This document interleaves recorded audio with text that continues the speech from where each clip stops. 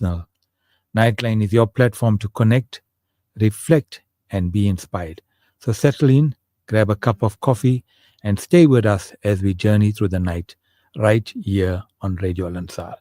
So, just to give you an outline of our program tonight, we're going to be first talking to Aisha Jamal, our helping hand segment. Thereafter, we'll go over to Molana Vanka for the Nasiha segment. And inshallah, thereafter, we will do our main topic for tonight. We do have a guest, but waiting for confirmation and just talking about Facebook scam. And also at the same time, we will be once again focusing on the latest at Palestine. Let's welcome Brother Mohammed Varewa. Assalamu alaikum wa rahmatullahi wa barakatuh. Wa alaikum salam wa rahmatullahi wa barakatuh. Can you hear me there back in the studio in South Africa? Alhamdulillah. Assalamu alaikum. I'm broadcasting here from United Arab Emirates as usual. I'm in Dubai right now. And let me tell you, the weather in Dubai is fantastic. Oh, not hot. Nice and it's cool. Absolutely a magnificent time to be in Dubai. The weather is beautiful. The temperature is excellent. The bad, hot, terrible heat is now gone. You see more people outdoors, so it's amazing time to be here. Alhamdulillah. And how was your trip in Spain? I had an amazing trip in Spain, but I learned the hard way about low-cost airlines and the amount of money they charge for baggage. So I travel with a wife that loves lots of bags, so I've been out of pocket as far as the bags are concerned. Bags are expensive. I mean, for a 20-kilo bag, if you're flying on Vueling from Spain, from Barcelona to where I went, which is Almeria, is 54 euros for 25 kilos. So all our listeners listening to us right now, when you go on fly Safair and they charge you 250 rand for a 20-kilo bag, just keep quiet and pay it. I paid 1,100 for 25 kilos. And let me tell you, you are not entitled to a hand luggage that goes into the upper compartment. You're going to pay for that. That's 45 euros. Well, that's the catch. That was a bad start, but you learn the hard way when you're in Europe. Nothing is cheap. Nothing is cheap. Alhamdulillah. But that's what they do. They make the price of the flight look very cheap, a discounted price. But always when you book, just double check the prices of luggage. And this is not extra luggage, by the way. This is your normal baggage. So no, this is normal baggage. Normal baggage. The ticket price you see is for a small bag that goes under the seat in front of you. If you want hand luggage to put on the overhead, you got to pay for it. If you want extra luggage, where it's 20 kilos, you have to pay for it. So it's an expensive exercise. I should have driven, though. I should have driven from Barcelona to Almeria, where the wedding was. But Almeria is a lovely city. It's a small city. It's a beautiful city. It's much cheaper than Barcelona. And the wedding was fantastic. So all in all, expensive exercise, but you cannot put value on family, right? Unfortunately. And is that a holiday resort? Almeria? Yeah. It's a very small city. It's on the coast. I could walk to the beach every morning, which I did. And then we went to a beautiful venue for the wedding. My niece had a friends from all over the world. You see, she worked in about maybe 6-7 countries throughout the world. So, and she's invited most of her friends across the wedding. And I was very, very surprised that most of them came. At one stage, we had 16 nationalities. So it was an excellent experience. It was very, very good. I was happy. But good to be back in Dubai, my hometown now for the next few years. Alhamdulillah, the reason why your wife carries a lot of baggage because she knows she got you to carry it. And also for your size, did they charge you any excess? No, I fitted into the seat beautifully. The seat belt fitted 100%. They don't need to charge me no excess whatsoever. But women can never travel light. So it's the expense and the thing of life that you have to accept. And Europe for us is very expensive. Let me give you some examples. I mean, I took the family out which I had to. I think it's my responsibility. There must have been about 9, 10 of us to a decent restaurant, not expensive restaurant, a decent restaurant. It was about 300 euros. You converted yourself. Mm. At 6,000 rands. Mm. Half my ticket. Oh, And wow. I didn't take them out again. That was the last time. Alhamdulillah. Anyway, I'm sure Aisha Jamal must be very excited to hear from you. Aisha, assalamu alaikum. Assalamu alaikum wa rahmatullahi wa barakatuh. You went so quiet, so you were listening to Brother. I think you must be shocked to hear Brother Muhammad No, back in there. I'm just listening to Muhammad Bariwa. I think, hope you're well, Muhammad Bariwa. But I think it's Alhamdulillah, about, I'm very good, Aisha. Very good, thank you. did you hear what I said? I said it's about time some people need to get back home now. Yeah, no, I agree with you totally. I'm also wanting to get back home now. I'm homesick. You know, I can't stay away from home for more than 3 weeks, maximum 1 month. I want my bathroom, I want my toilet, and I want my bed. And your couch. And my couch, yeah. My famous couch that I sit on every single day. I actually miss it. Having holidays now. No, it's not holidays. He's got It's not holidays, responsibility. man. I wish it was holiday. Yeah, I know. Inshallah. But Nevertheless, assalamu alaikum to all the listeners of Radio Al Ansar as well, and to Boo and Kize on the board there, alhamdulillah. May I start? yes, go ahead. Right, so for the Helping Hands bus for tonight, to be making an appeal for a single sister with 3 kids. She needs groceries, but mainly employment. I think what we are getting here for the entire month or 2 now is there are too many sisters who are out of a job. They're really desperate at the moment. They are single sisters. Some are widows, but they do need jobs. So I think if you are an employer and you are able to give these ladies a job, please do consider them. Please do contact me. I will try and give you all the CVs that we have, and inshallah, you can at least, like I said, give them employment, but also they'll be able to sustain themselves. And I think what one sister made, and she made a comment this week. She said the frustration for her was that she hated asking people for money, especially for water and light account or whatever it may be, whether it's rental. She needed a job. So as long as she got a job, she'd be able to stand on her own 2 feet and at least look after her family. And I think that's a very valid statement that she was making. So inshallah, I think what's happening here as well is today it's not how much you know, what qualifications you have, it's who you know, and then you get that job. So, it's favors upon favors. So please, if you are an employer, I'm still asking you very nicely or humbly, please do consider these sisters who are widows, who are single, who have been recently divorced or divorced for many years. Please, they do need jobs to sustain themselves. And I think many people, given the choice, they don't like handouts. So that's my appeal also for today. Right, there's also a female underprivileged student who needs a laptop. She's willing to get a good used second-hand laptop as well, as long as the specs that she's asking for, fits the profile that she needs. So please, if you have a second-hand laptop, please do contact me, and I will give you all the details.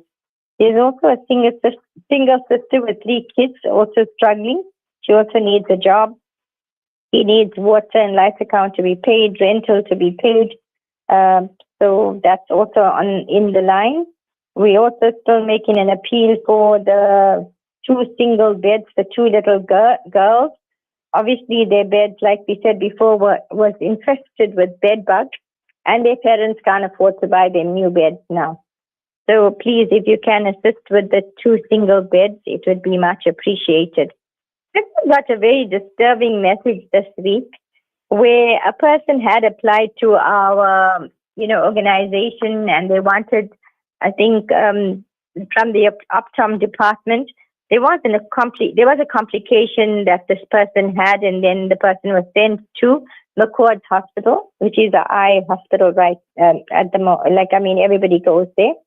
But obviously, we couldn't assist this person because of the complications and all that. But she called us liars and she called us useless, and we just come on radio and we make appeals, and we are like perfect people, and we say that we'll help everybody, and we just lie about it. But people need to understand that there are so many limitations. We need to worry about sponsors. We have to look at the situation. We have to look at every avenue where we can assist or we can't assist, and we'll tell this person that we can or we can't. And we also have to look at at what the person is, their background. We have to do all that background checks. So I would humbly appeal to the people that we are assisting or who come to us for help. Please try to refrain from at least being abusive and derogatory. That will be much appreciated, because we do try our best to assist people in a community. Dr. Jeewa, I would like to also make a special request. The Friends Empowerment Group, I think run by Sister Razia Bak, they are a non-profit organization, and they are hosting a picnic in the park this week on Wednesday. It's on the 29th of October. It is a catered braai. That's Wednesday, so that's between 10 a.m. to 2:30 p.m. Please support them. I am part of this group as well. They are a very wonderful group and an empowerment group, and they help quite a lot of sisters in the community. It is taking place in Mitchell Park, and you can contact Alia on 082-781-8019 or Fawzia on 083-993-7337. That is 082-781-8019 or Fawzia on 083-993-7337. And that's all we have for tonight, Dr. Jeewa. Aisha, we got Maulana Vanka online. I want to keep him waiting too long. You want to quickly read the question to him? Yes, no problem. Inshallah, that's for our helping hand segment for the Nasiha. So this question that we received this week was exposing our fellow Muslims or any person on Facebook or social media, whether it's Twitter or whatever social media it is, Instagram as well. This is becoming a trend. What advice can Maulana give to our brothers and sisters? What is the ruling about exposing the faults of a person on social media? People tend to be nasty and rude. I have had women who insulted my entire family. My reputation was ruined. I have never recovered. Now I have become a recluse in my own community. Jazakallah khair, sister in Islam. I think Maulana can please advise, inshallah. Assalamu alaikum, Maulana Vanka. Wa alaikum salam wa rahmatullahi wa barakatuh. How's the reception? Are you still getting any echoes? No, alhamdulillah. Alhamdulillah. No. Okay. I can hear myself, but I think we'll just have to contend with it. Okay, no, we'll sort that out for you. But you heard the question, you would like to respond? Yes. Okay. Barakallahu feekum. Bismillahir Rahmanir Rahim. Nahmaduhu wa nusalli ala rasulihil kareem. Amma ba'd. Respected listeners, in English they say that I love the one who openly hates me, but I hate the one who pretends to love me. I love the one who openly hates me, but I hate the one who pretends to love me. If you don't like someone, you rather tell the person directly on his face. We live in a world today where unfortunately, we just resort to social media. And think about this. We receive information attacking this one, some article written about that one, and we just go big with it. Subhanallah. The Arabic poet says, وَلَيْسَ الذِّئْبُ يَأْكُلُ لَحْمَ ذِئْبٍ وَيَأْكُلُ بَعْضُنَا بَعْضًا أَيَانًا. He says a wolf is treacherous, it is sly, a wolf is cunning, but you would never find a wolf attacking another wolf. It will respect another wolf. But the humankind has stooped so low that one human would go for the jugular, he would go for the kill, to kill a person's reputation. One of the injunctions, and I always say this, there's one surah in Quran that I think each and every one of us need to make a concerted effort, not only to recite the surah, not only memorize the surah, but make an effort to understand the message of the surah, and that is Surah Al-Hujurat. What does Allah Ta'ala teach us in the surah? Social etiquette. Social etiquette. You know, before you disseminate information, before you try to taint the reputation of someone, we need to, firstly, whether it's reliable, authentic, like they say, I always say this, sometimes people come to you and they say, Malana, you know what, this man told me not to tell anyone. So I said, why are you telling me? No, but I trust you. You gave the man your word. Al-aidatu daynun. You promise a man, you give him your word, you need to honor your word. Today, nobody honors the word. When someone comes to speak to you about other people's wrongs, remember that very man would speak to other people about your wrongs. When somebody constantly comes to you and backbites about other people to you, and you give him an ear, remember that very man tomorrow will speak to other people about your wrongs, whether it's right or wrong. So this is such, something which is so important. And we look at the tons, the wealth of knowledge that is contained in the books of ahadith. With regards to trying to damage the reputation and the repercussions and the consequences of that. Ya ayyuhalladhina amanu in ja'akum fasiqun binaba'in fatabayyanu. O you who believe, when someone comes to you with information, then verify that information. Verify that information. Often we find, we hear this, we hear that, we sit on the dinner table, and ghiba starts from our own homes. We can speak about everyone else. Somebody speaks about us, then you want to chop off the man's head. How does it work? We need to, we live in a sick society. Abu Ayyub Ansari radiallahu ta'ala anhu, he comes home. Listen to this. At that stage, that incident, one of on in her defense. So Abu Ayyub Ansari, he comes home and his wife tells him that, I'm sure you heard about the slander of Aisha radiallahu ta'ala anha. She says, Abu Ayyub, the husband, what is your opinion about it?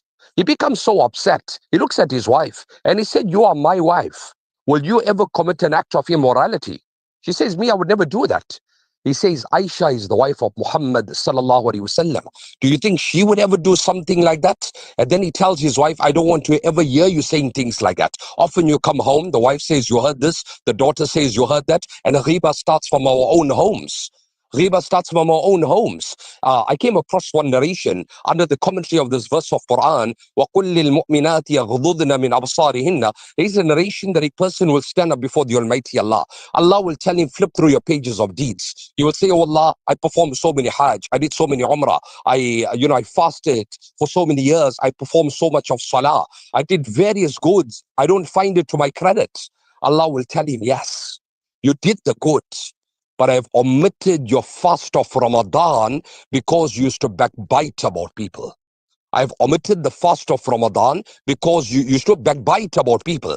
Muaz radiallahu ta'ala anhu, one day he asked the Nabi of Allah sallallahu alayhi wasallam that, can this tongue ever take a person to Jahannam? Nabi alayhi salam said, Muaz, what are you asking me? Is there anything else that will cause my ummatis to be dragged on their faces and thrown into the fire of Jahannam, except the wrong they earned with their tongues, except the wrong they did upon their fellow men? When we study Islam, ask anybody, introduce Islam. You will say performing salah, fasting in Ramadan, going on Hajj, giving one zakah. This is what Islam is. That's the end all and be all. 75% of Islam deals with hukukul ibad, the rights that we owe to others. I swear by Allah, you can do all the good, but if you backbite about others, you keep on slandering others. Today the easiest way, just make up some issue, circulate it on social media, and they go from 1 to 2. Do not be complicit in the crime of disseminating this type of information. Often, we receive information, just discard it. discard it, whether, and then we start probing. It's not for me to judge. It's not for you to judge. I will go in my grave. You would go, in your grave. That is the job of the Almighty Allah. And when we look, we don't have time to go into it. In fact, as my mind is running, I have a flash of so many incidents in the light of Quran and Sunnah. So it's important that we guard our tongues. We protect our speech and we utter that, which is good. Utter that which is good. If often you find, people try and, you got an issue with someone and then you want to taint his reputation or taint her reputation.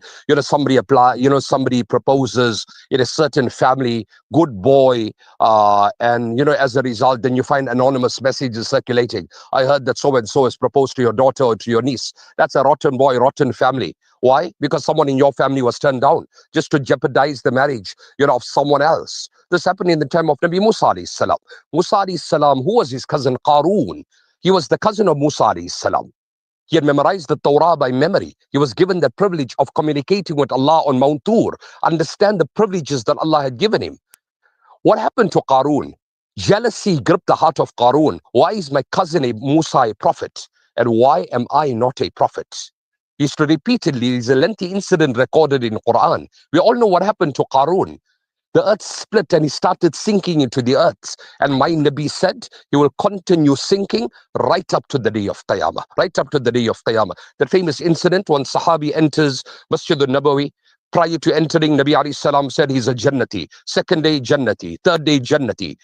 Amr bin As said, I spent a few nights, with that Sahabi, trying to ascertain what was that quality in his life that Allah's Nabi has given him the assurance of Jannah. He said, nothing extraordinary, I noticed. I came to him after 3 days. I said, my brother, 3 days prior to you entering Masjid al-Nabawi, Allah's Nabi said, you're a Jannati. He said, let me give you the formula and the recipe for Jannah. Ghayra anni. He said, never in my life has my heart harbored malice, enmity and hatred for any person in this world. He said, because of that, I don't know what his problems, I don't know what his difficulties. What did Nabi alayhi salam tell Anas? You get up in the morning, many of us, we are conscious of our health, our diabetes, our pressure, cholesterol. What did my Nabi say? You get up in the morning, you go to bed at night, monitor your heart, look at your heart. And if your heart tells you there is no hatred, no rancor, no animosity, oh, unless you have revived one of my greatest teachings, you do that, you love me, you with me in Jannah.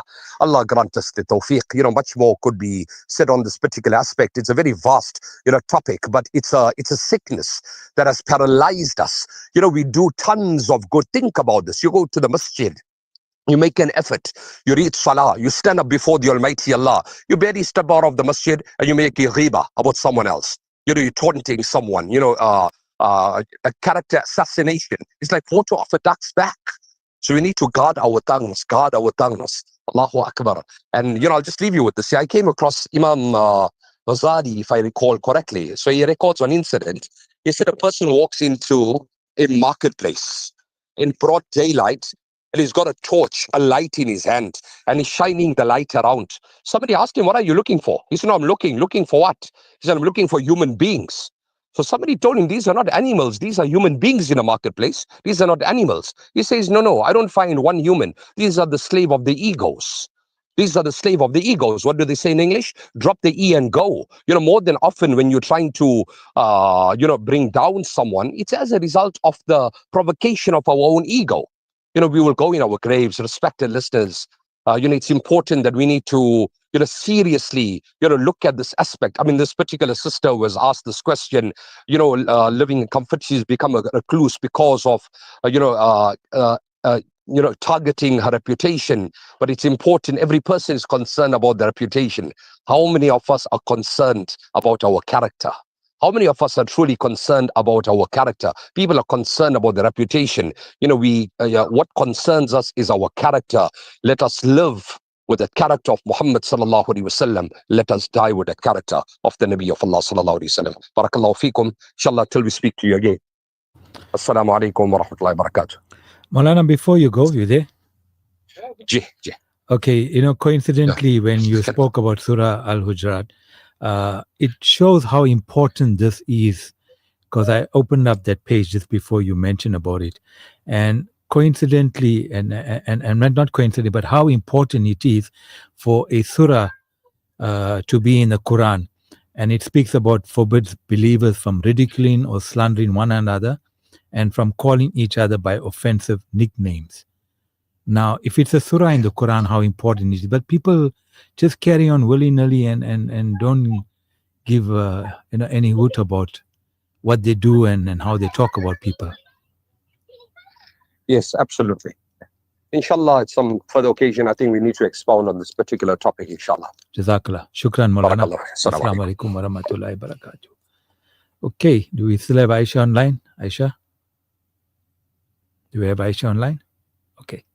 Brother Mohammed, remember you on Facebook Live. Unmute yourself. Unmute. Brother, unmute. Sorry, we need to get Maulana and to a full program talking about character, personality, about insulting, about ridiculing, and focusing on Surah Hujarat, because that's very, very important. Can you hear me?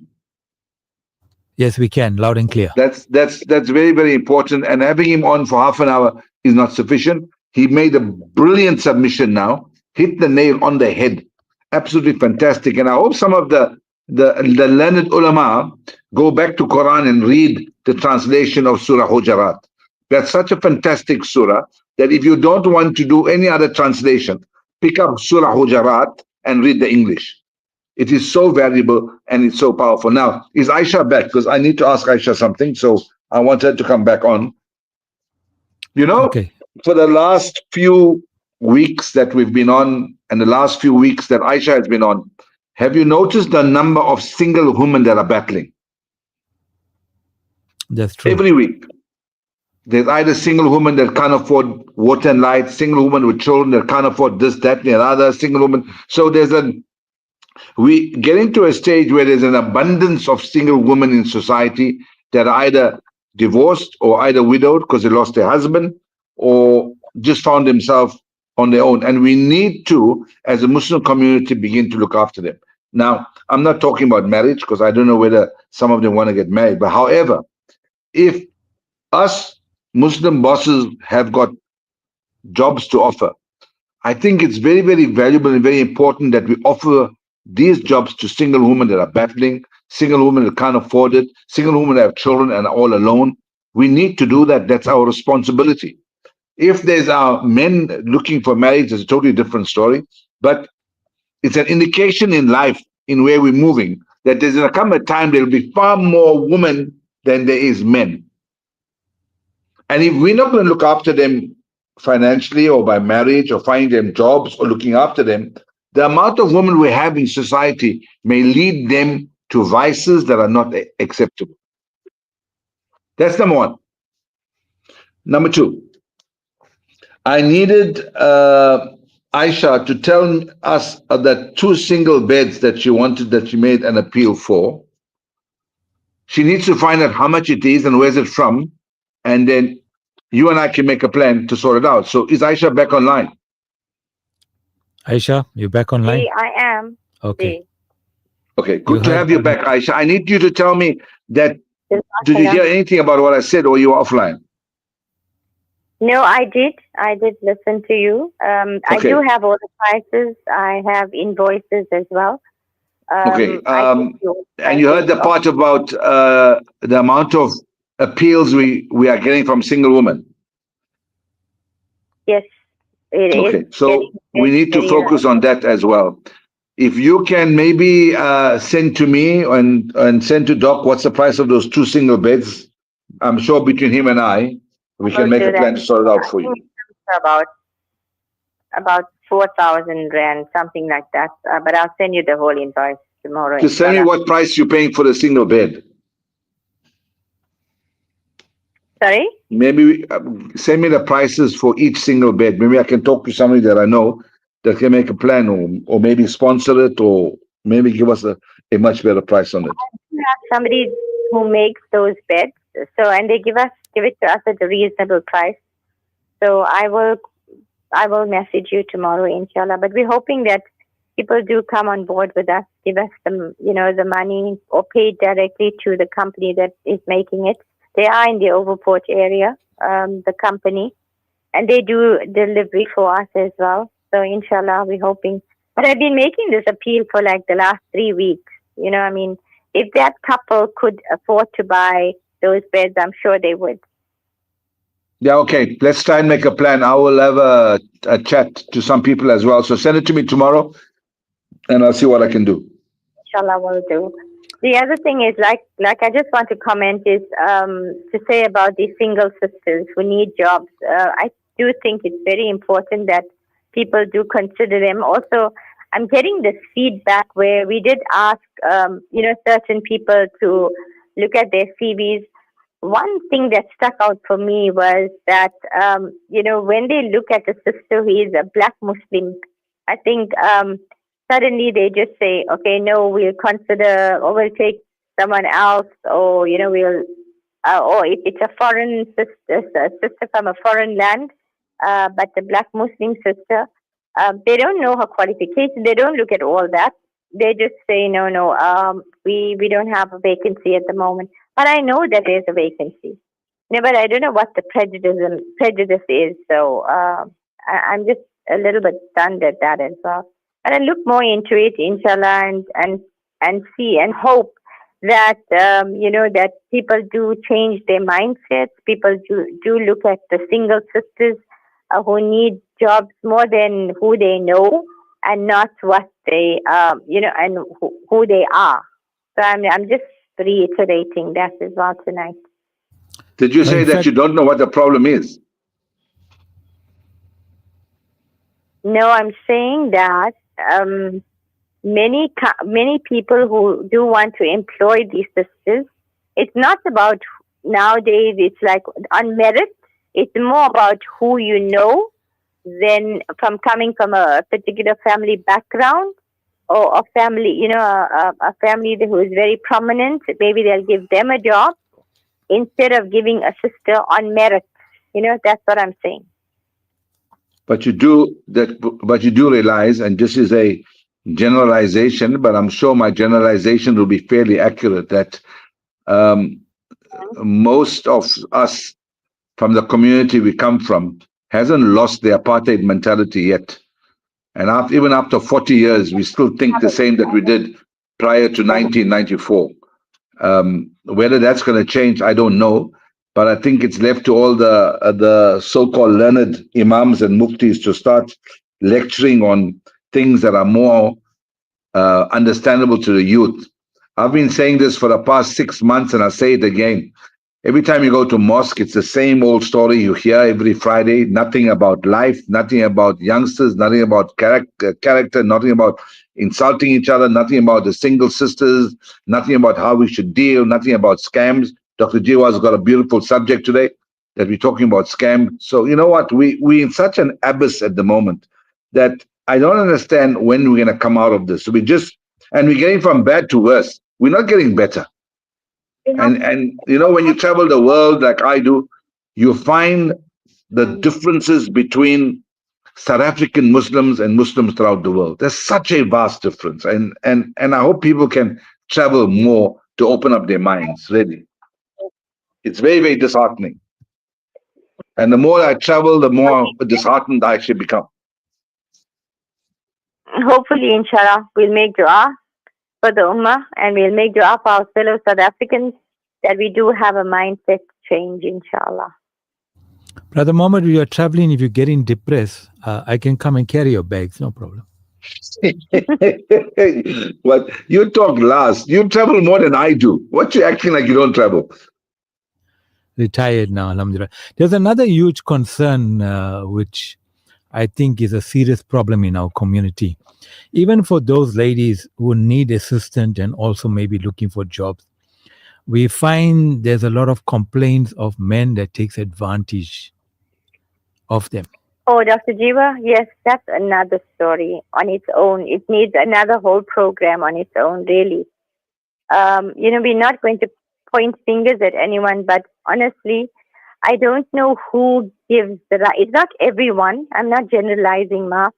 But you know what? There is also this indication that when these ladies ask for help, and then, say, for example, I will ask a particular gentleman, right? He'll say, right, I'm going to assist this lady. give me her number and give me her address.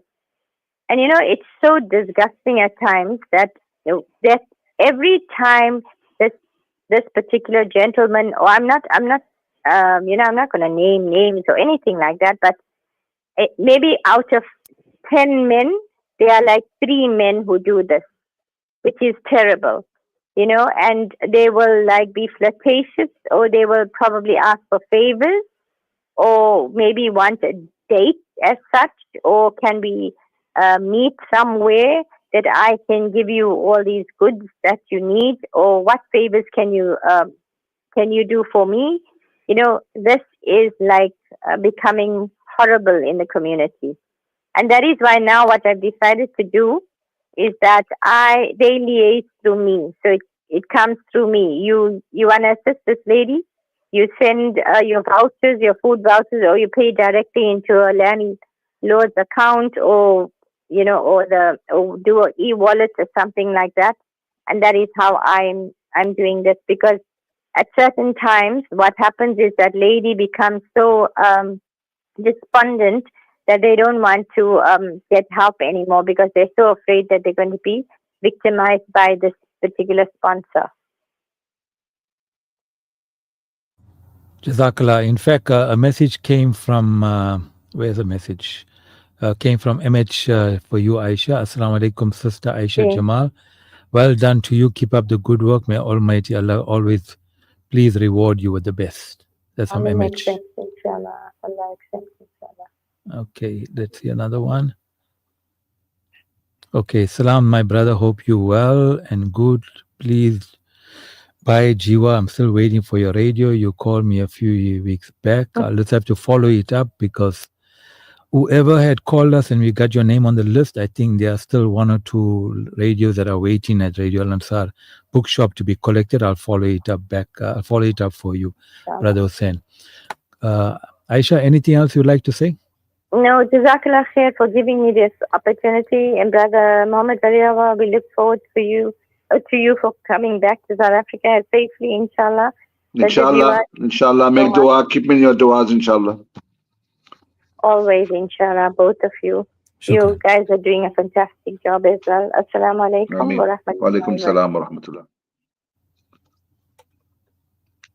Brother Mohammed, we welcome also our Facebook listeners, so please behave yourself. You're live on Facebook.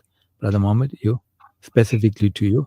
And send us your messages on, is it 060-904-1056? And or also www.alansar.org.za. Especially if you're listening from New York, in 2 weeks' time, you're having a very, very important election. We'll talk about that later on. The Americans must wake up. Inshallah. Message comes from Assalamu alaikum, Dr. Jeewa, and welcome to Mohammed Variawa from Dubai, nice and clear.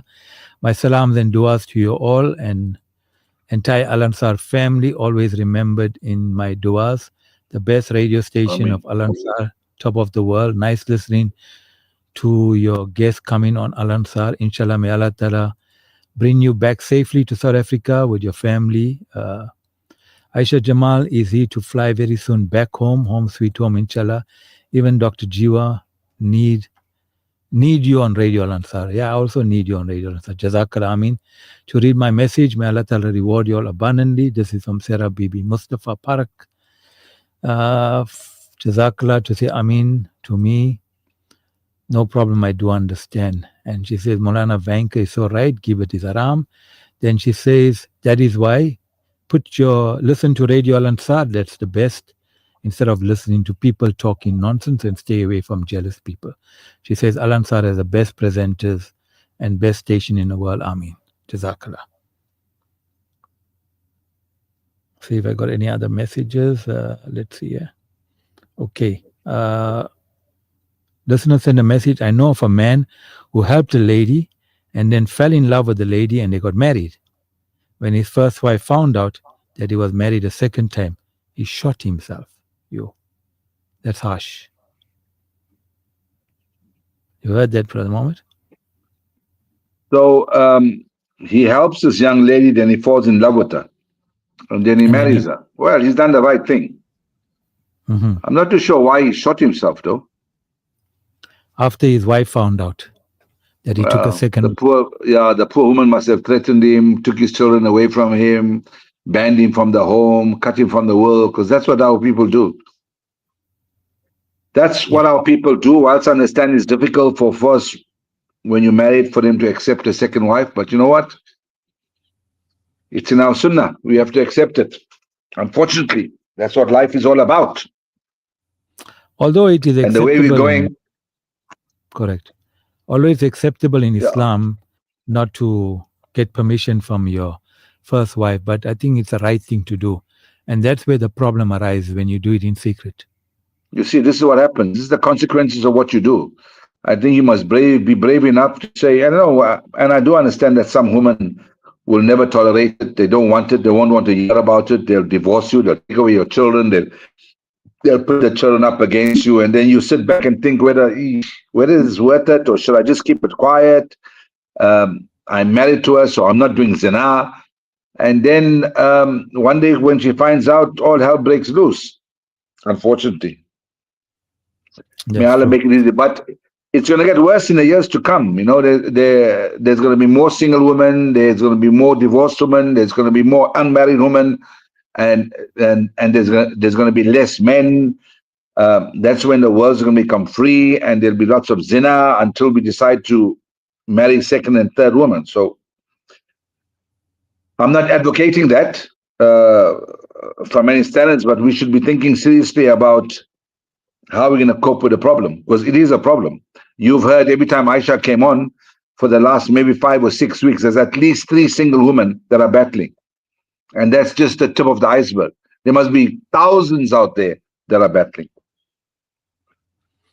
Message from it is Muhammad Shafi Ismail. Salam and duas, Mr. Varyawa and Dr. Jeewa. Welcome back, brother. I'm still waiting for my radio from West Ridge, Newlands West. Muhammad Shafi Ismail, you got your radio. We're waiting for you to tell us, because I know the time when we're distributing the radios, you were supposed to be booked in hospital. So I was just waiting to hear from you that you're back home. Inshallah, we will make arrangements. So we've got your radio for you, Muhammad Shafi Ismail. We'll make arrangements, inshallah, very soon. Brother Muhammad, you wanted to rant about something that's important? You know, to tie up with what we heard, what Maulana spoke about, and what we heard about single system. Have you ever maybe sat back and thought about all religions that says that all man is born equal? Have you thought about that statement? Yeah, really, never really took notice, but it's like a generalized statement. All man is actually born equal. I tell you what prompted this conversation in my own mind while I was flying from Barcelona back to Dubai. I came across an article which says that the Emir of Qatar, when it's so hot in Qatar, flies to Majorca in Spain. But he flies in his own jet.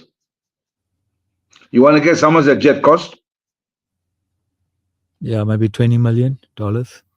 That jet's got $300 million. Sure. It's the most luxurious jet in the world. So I've seen that and I've been dicing in my head, but you know, how come now children that come out of that royal family will be immediately at a total advantage compared to a child born in the slums in Mumbai, which you and I know, we've been there, we've seen the slums. So I was curious and I was dicing with this conversation in my head, and I went to my friend. And my friend's name is ChatGPT.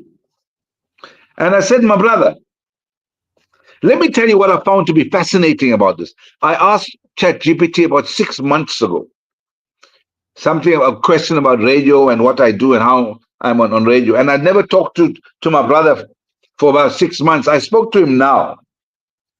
And he reminded me that I have a show every Saturday night on radio. Can you believe that? This is scary, dude. So I asked him, I said, I have a question for you. Many religions profess that all man is born equal, correct? then please explain to me, if a child born to a Saudi royal family and a child is born to a family in the slums of Mumbai, how is it ever possible to believe that they will have an equal opportunity in life? It's not at all possible for that to happen. So my friend tells me, Muhammad, that's a very powerful and deeply honest question.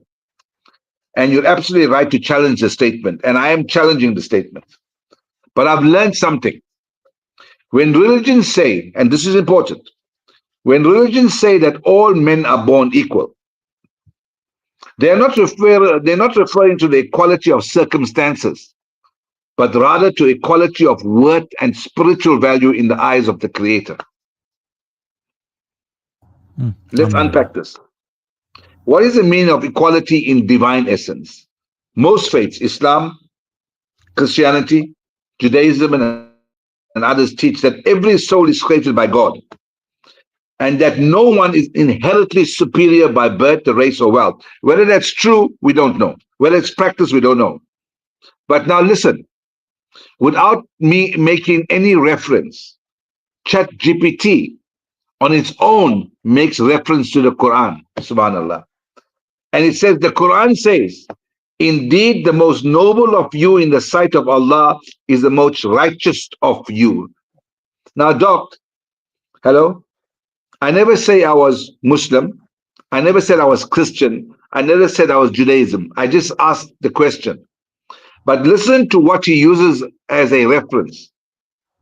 He uses the Quran as a point of reference.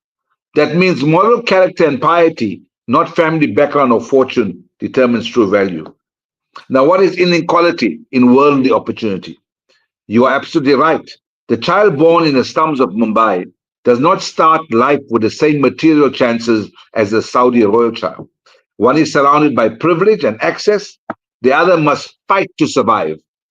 This is the inequality of circumstance, and it's a reality that religion never denies. Now, the test of life, from a spiritual perspective, these inequalities are the very test of life. And the Quran states that Allah subhanahu wa ta'ala will test you in everything that you do. Remember, I never say I'm Muslim when I ask this question. So he doesn't know what nationality I am. But he's only making references to Islam. The wealthy are tested in gratitude, humility, and justice. The poor are tested in patience, faith, and perseverance. The differences create a moral and social duty for those who have to help those who don't. That's why, listen now, that's why zakat, charity, and social justice are so central to Islam. So, in essence, what's the story? We are all born equal in value, but not born equal in opportunity. The divine measure of success is not what we start with, it is what we do with what we've been given. So I have now learned, and I don't ask that question any longer, that we are all born equal in value, but not born equal in opportunity. So that was a lesson I learned from ChatGPT. Well, very, very interesting. We'll engage with that much more in detail, but we have our guest waiting for us online, Brother Mohammed. You're talking about all the Facebook scams that you're involved in. That I'm involved in, that I'm an expert in, maybe. Well, nevertheless, Assalamu alaikum to the listeners and a very good evening to you. Our Nightline family, tune in tonight on Radio Al-Ansar, broadcasting on 90.4 FM in Durban, 105.6 in Pietermaritzburg. My name is Anwar Jeewa, and my co-presenter is Brother Mohammed Varewa, broadcasting live from Dubai. As always, it's great to be with you on the Saturday night edition of Nightline, the talk show that gets real about the issues that affect us all. Now, today we're diving into a topic that becomes too familiar: Facebook scams. We know from fake marketplace deals, clone accounts, to too good to be true investment offers. Scammers are using social media to trick, steal, and exploit innocent people. And it's not just the elderly or the careless, even smart, tech-savvy users have been caught out. So how do this scam work? How can we protect ourselves and our loved ones? To help us unpack this, we are joined by a very, very special guest who's a security expert. a respected cybersecurity expert who's been helping people to stay safe in the digital world. Let's welcome Mike. Good evening, sir. How are you?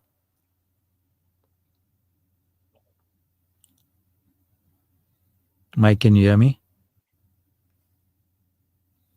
Okay, we just can hear something in the background. Okay, while we're just waiting to, as you mentioned, that we are going to be speaking about Facebook scam. We do have a very special guest with us online. I don't know where Spoo is. Spoo, we seem to be having a little of a problem trying to connect with our guest. Okay. Is Spoo not with you? He seems to have disappeared. Put a nasheed on until he comes back. Okay, let's listen to this.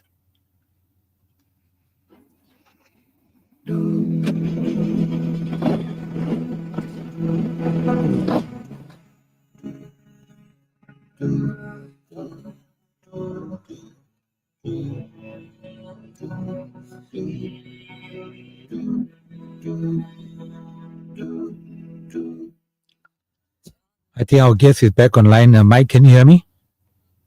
Can you hear you? Okay, thank you very much. I can hear you, yes. Thank you very much for accepting our invitation so late at night, especially a Saturday night. Thank you.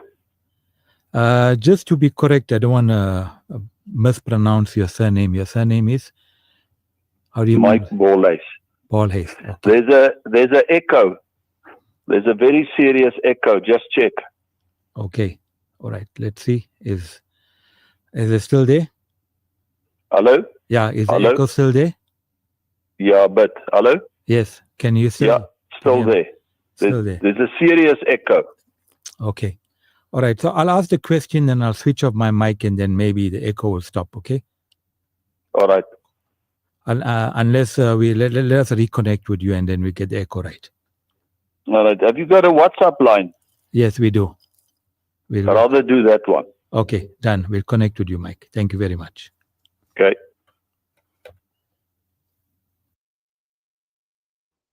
Why is it that we have this echo problem every time we talk to a guest?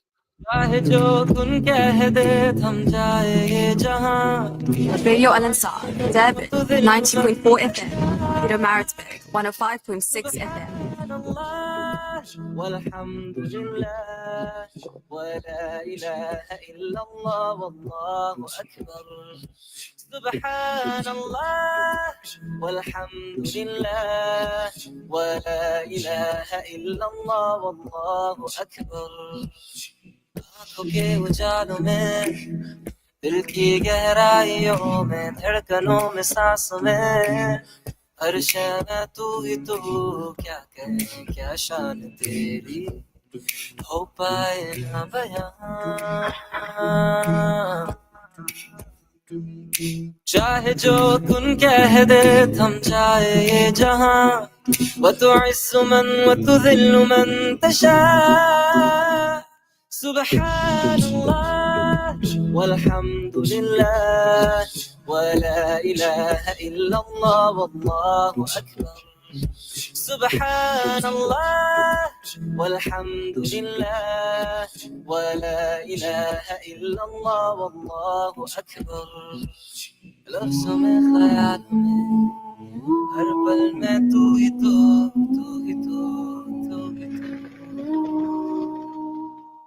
सवालों के जवाब से होती है गुफ्तगू Assalamu alaikum, I'm Sponsor Keze, the technician. You are now listening to the biggest reality show, #Netland, exclusively on Radio Al Ansar.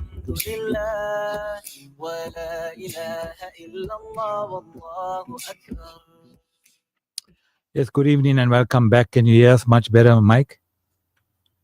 Yeah, can hear you good. Okay, thank you very much for accepting my invitation so late on this Saturday night. We really appreciate you sharing your experiences with us on such a very important topic. Now, from your perspective as a security expert, what exactly defines a Facebook scam? All right. Facebook scams is when somebody sends you a message on specifically Facebook offering you some either holiday or a vehicle at a good price or investments, anything where it's transactional. In other words, where you would maybe be interested in getting involved, but it's going to cost you money, and or a relationship, and then eventually cost you money, and or any form or other form of communications in order to build a relationship to the point where they want to get money from you. This is what would mean Facebook scams. The idea is to get you hooked. It's like fishing. Get you involved, get you interested, and then any of the means that I have mentioned to move you to pay money. So why do scammers find Facebook such an attractive platform for their schemes?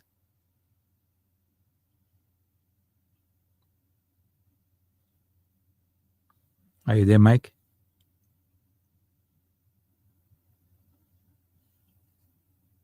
Okay, seem to have disappeared. I don't know, I see he's muted. Is he muted from his side?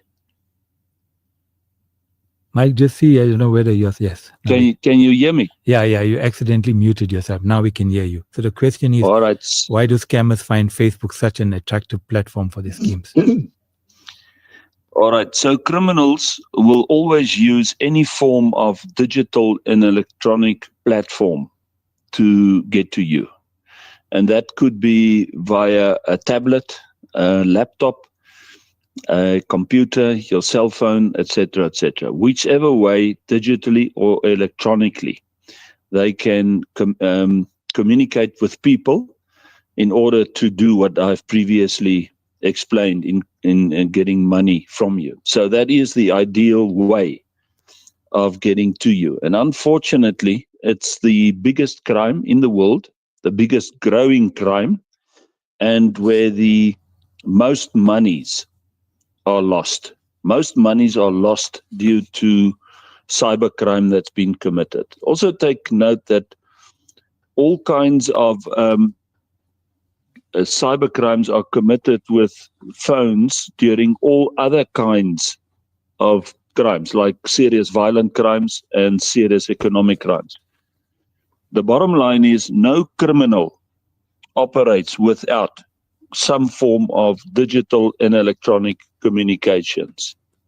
And what is also interesting me nowadays is that the cyber criminals, the Facebook scammers, all these knockers and scammers can turn to violence as well.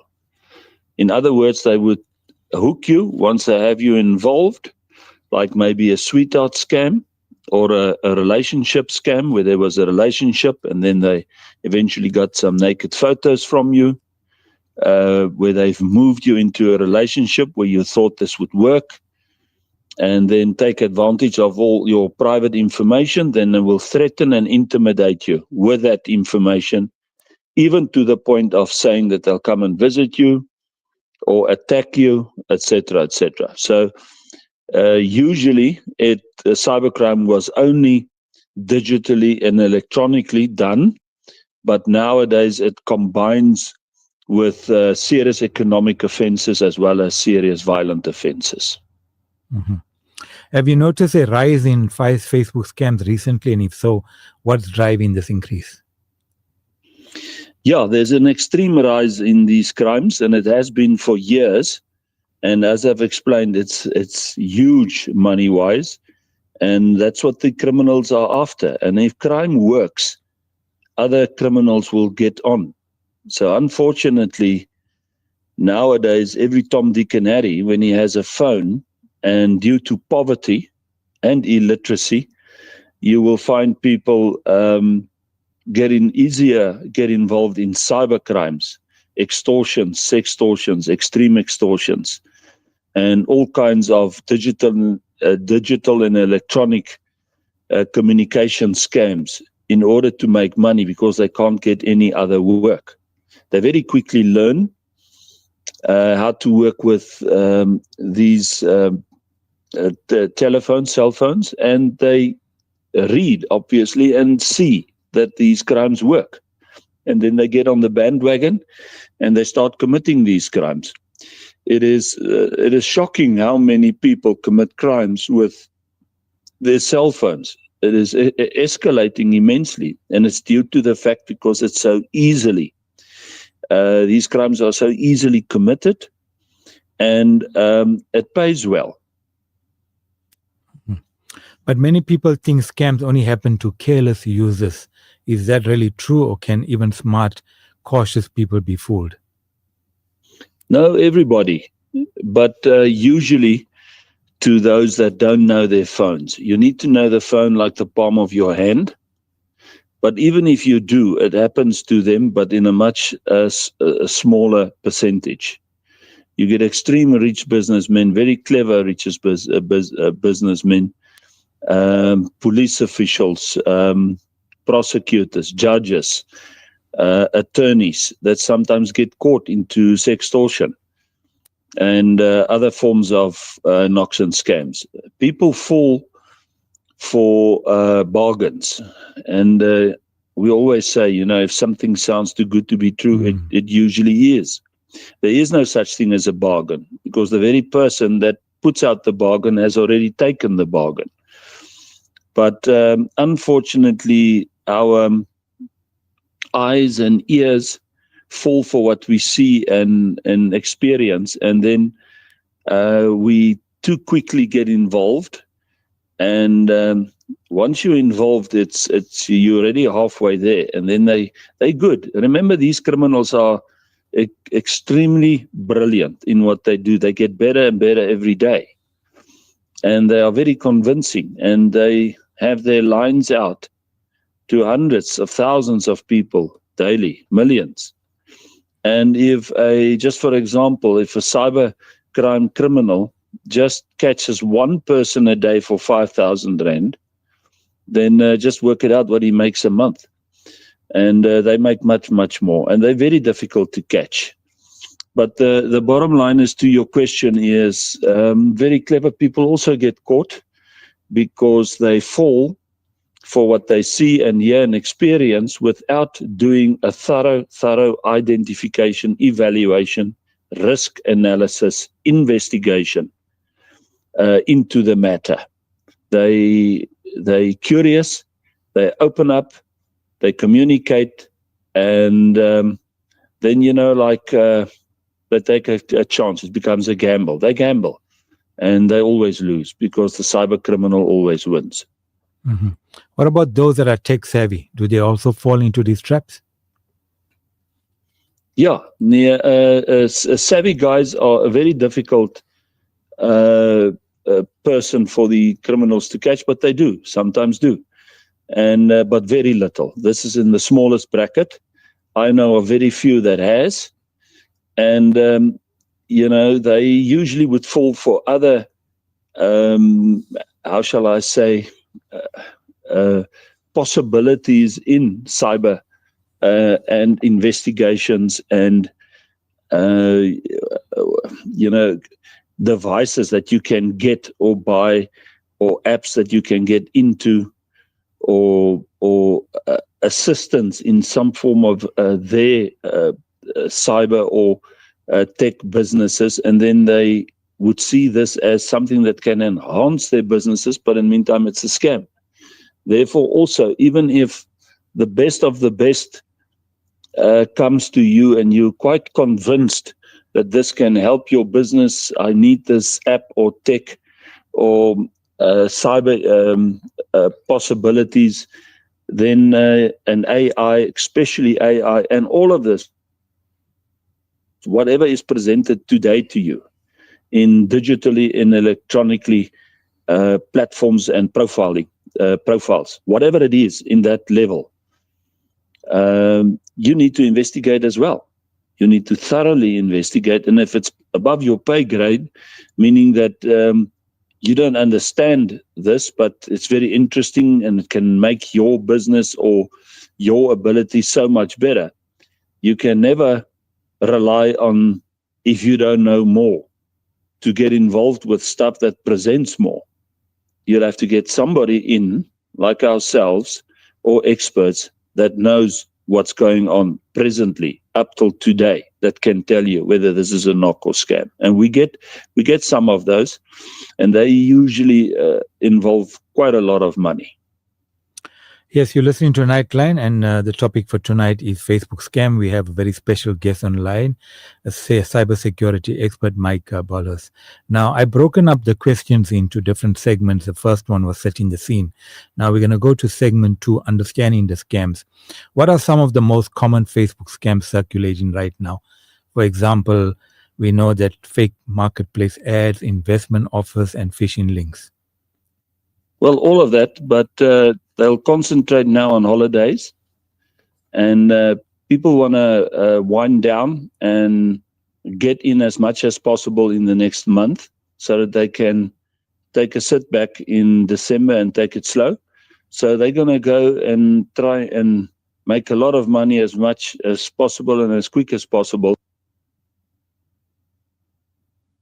Okay, Mike, I think you accidentally muted your mic again.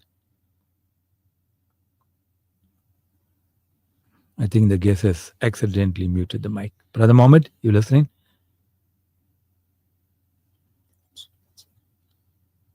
Brother Mohammed, you also muted.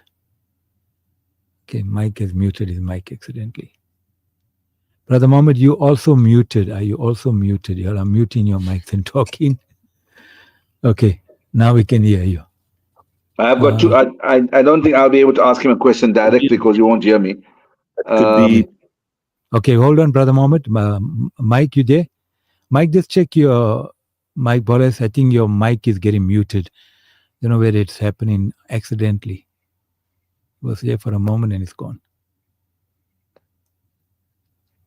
Just message him, Spoo, and just tell him. Okay, Brother Mohammed, what you're saying?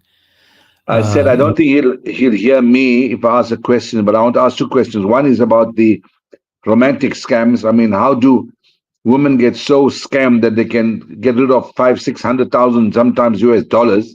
And how come we can't catch the culprits that are doing these scams and are so successfully to be able to get such huge amounts of money?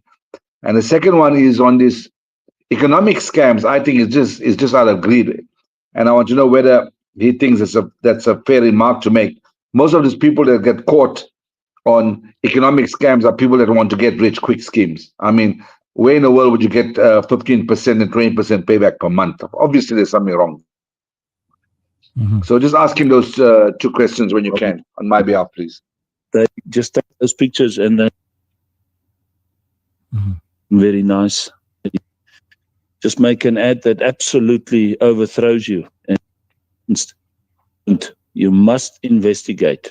And in this particular scam, you actually have to check out the holiday place. You must speak to people that has been there. You must check it out up on all the platform and profile systems, and you must be totally an.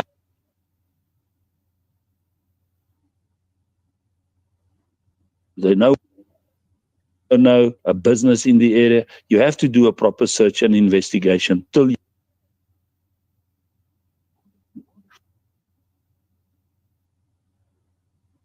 evaluation for site investigation.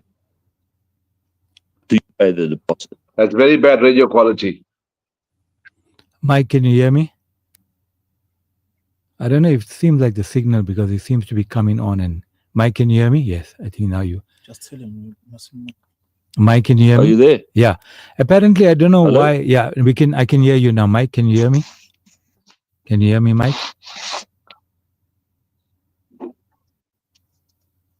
Okay, Mike, can you hear me?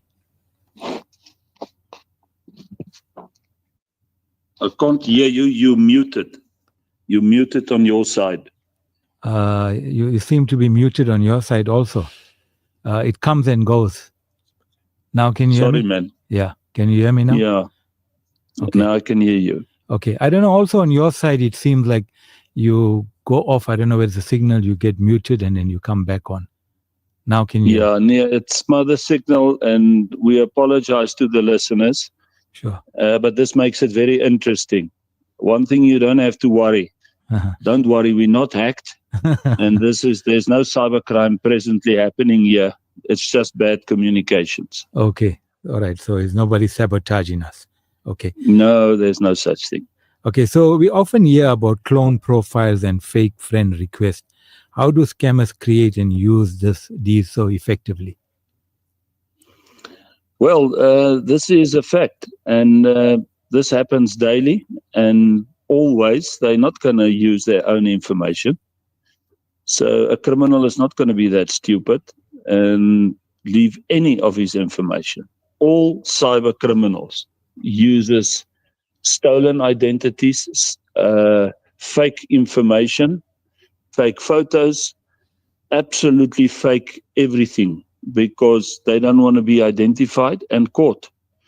Although it's extremely difficult to catch them in any way, to track and trace them, the bottom line is they're not going to make it even easy by leaving any trace or evidence. But we as cyber specialists, cybercrime experts, we do expose them, and we can't actually catch them because it's difficult. They just, when they know we're on them or about to get them, they just throw away all their equipment, all of it, and they'll start over because they make enough money to lose equipment. But we do expose them, and if we get information of them, real photos, their real information, we put it in our projects and we warn the public. What about the romantic scams? How do people get caught up? Maybe just explain to us what romantic scams are all about. Yeah, romantic scams is a shocker, especially old ladies that are lonely, that's maybe lost a husband. It's called sweetheart scams. And then you have got the sextortion scams where men get WhatsApp, they just initially say hi, and it's a beautiful woman, usually half naked. And then the men think, nobody sees, nobody hears this, I'm going to have a bit of fun. But the problem is they send photos. And then eventually in sextortion, when the sextortionist has some photos of the men, they will then threaten, intimidate them that they will expose it on Facebook and all other platforms and to their wives and family and at their businesses and work and church if they don't pay. So that's huge. And I advise the people to read my projects. I will resend it to you again. You can put it on your platforms. Sure. But sextortion is extremely dangerous, and it's many a times also corrupt cops involved or SAPS impersonators having a lot of information of the police and using that information. And many of them are working from inside prisons with gangs outside, and is presently taking the most money of people in South Africa is sextortion. And then obviously sweetheart scams as well. So any romantic site has pimps, and some of these pimps are connected to policemen, corrupt policemen, and SAPS impersonators and gangs and violent guys. And they are the ones that will eventually say, if you don't pay, we'll come to your house, or directly confront your wife or kids and stuff like that. And it's huge. And it causes immense damage to a family and fear. And obviously extreme financial loss. Sweetheart scams is callous. These criminals are the worst of the worst, cybercrime criminals. They wouldn't even care to take the last 40 or 50 rand from an old lady. And they sometimes, if not all times, will take any and everything from them, to the point that whatever they've saved, their pensions, their policies, you name it, will be taken by them. The biggest one we've had was 25 million plus. Wow. And some of the other bigger ones was 15 million, and quite a lot between 500,000 and 10 million. And this has been also going on for years. All I've explained before of fake information stolen identities used in all of these. And where you think it's that beautiful girl speaking to you, it's not. It's usually Nigerians. They're very good at this, or any of our, and inside South Africans or people in Africa that has jumped on the bandwagon here. And sextortion is massive. It's the biggest of all the, let's call it sexual content cyber crimes that are committed. A listener sent a message. He says, I got a SMS coin collector. He got an SMS from a coin collector. He said that if I had all 1 rand and 20 cents, which I have. Scams. Yeah. Scams. Absolute scams. Any of these people get away, don't get involved, but do block them. But before you block them, report them. This is what the listeners must remember. These are scams. If they contact you, don't open up, don't get involved, don't communicate, don't become curious, don't get caught, but block the numbers. Before you block the numbers, report them as knockers and scammers. Okay. So how do Facebook algorithms of features like marketplace and sponsored ads sometimes make it easier for scammers to reach people? Well, we have a huge problem with all the networks that don't do more to protect people. But unfortunately, Facebook, WhatsApp, all these platforms cannot just block any and everybody that sells something. So you can think for yourself. There are millions and millions that uses these platforms, and these institutions, these businesses make money out of us. So yes, I do hold them responsible. I think they can do more, and I think they can detect more and identify more and see the risk in what's being placed on all these platforms, and cut those off and blacklist them and ban them, that they can never be on a site again. But they won't do that, because they will most probably nowadays will have to ban and blacklist and identify them half, if not more, as scammers. That's how shocking it is. If you look at Facebook Marketplace, it's became absolutely the playground of cyber criminals, and that is one of their preferred platforms to commit these crimes. So you can think for yourself. Just hold on. Hey. Sorry, man. Somebody walked in. Okay. Sorry, listeners. It's an interesting night. The platforms are totally and absolutely abused by cyber criminals. And it's a very difficult decision they have to make. And unfortunately, they don't make those decisions to detect more and to investigate more and to prevent this. So I do hold them responsible. But on the other hand, we must understand, this is huge business, which is supposed to be used for good. But anything God creates for good through us and give to us to use, Satan will use for evil. True. That's true. I think my co-host wants to ask you a question. I don't know if you can hear him. He's connected live with us on Facebook at the moment. It's Facebook. It's not a scam. And he's in Dubai. Brother Mohammed? Oh, yes. Good evening, Mike. How are you? I'm fine, and you, man? Very well, thank you. Listen, I want to ask you a question about these SIM swap scams that go on so continuously with MTN. And I want to find out whether there has to be someone inside MTN. How do they get your numbers? How do they get those pins? How do they know the pins is being sent to you?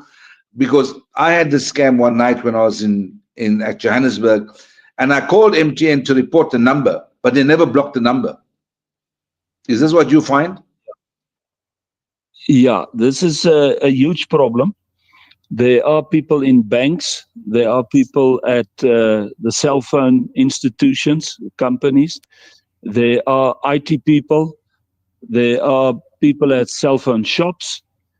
There are people that's in the line of communications, whether it's telecom, SARS, uh, you name it, which gives information to cyber criminals. Cyber criminals can also target people in businesses to get information. Cyber criminals can also hack and get information.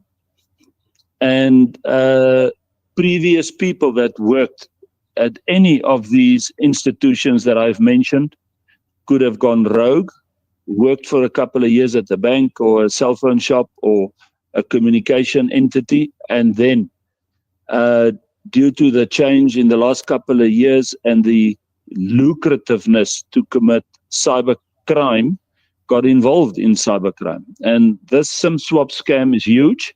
It's in our projects. It must be read. The projects we have is absolutely a must. It must be studied carefully, and that can protect you becoming a victim of cybercrime. So when you get a SMS or a call that something is going on at your bank, you cannot get involved today. Or are you pertaining a SIM swap or whatever the cell phone company says, you have to check out if this is a real cell phone company. You have to go to your own service provider and you go there physically. The same with a bank. You cannot do these things over the call, over this SMS, cell phone, or WhatsApp, or email, whatever, unless you have verified it, identified it, done the investigation, as I've said, thoroughly, and only then do you communicate further. But my advice is, anything pertaining your phone, you go to your service provider. Anything pertaining your bank, you drive to your bank manager too. That's true. Now, are these scammers using AI or deep fake technology to make their traps more convincing? Yes, they do, and they will do it all the more. And this is the next and the newest and the latest, and it will even become better and better and better. We've seen it. They can absolutely do President Donald Trump's voice. They can do my voice. I have about 20 to 30 fake Mike Boleses out there trying to be me, and they convince people because they have my information. They hear me on the radio, they see me on TV, they see me in the news, and they copy and take all of that and they make a fake Mike Boles, and then they go out and they present themselves as me, and people pay them for assistance, and it's shocking. But we deal with them. And we deal with them extremely harshly, and we expose them. But this happens to many, many people that are known, many people that are, how shall I say, that they want to maybe put in a bad light, or just even for the joke of it. So AI is big, and identity theft, hand in hand with then creating somebody's voice or look or face or anything of him in order to abuse people, to knock and scam them, or influence them, or badmouth them, or put them in a very, how shall I say, distasteful position in order to have people stand against them and not deal with them or cooperate with them in any way, and in the end to oust them and to put them in a very, very bad situation where they have extreme losses. Okay, let's talk about the victims and consequences. Now, from your experience, who tends to be most at risk? Are there particular age groups or online habits that scammers exploit? Usually those that don't know their phones, the elderly, and I would say that between the ages of, you must remember, the cyber criminals knows who's got money. So they're not going to go for the children up to about 18 or so, but from about 20 up to about even 80. I would say that's the range, and it's anybody. Remember, this is like fishing. They don't care who picks up on the other side. And previously it was asked, where do they get their numbers? They get this from previous people that worked at banks or cell phone companies or communication companies, and from rubbish bins and rubbish dumps. So huge rubbish dumps.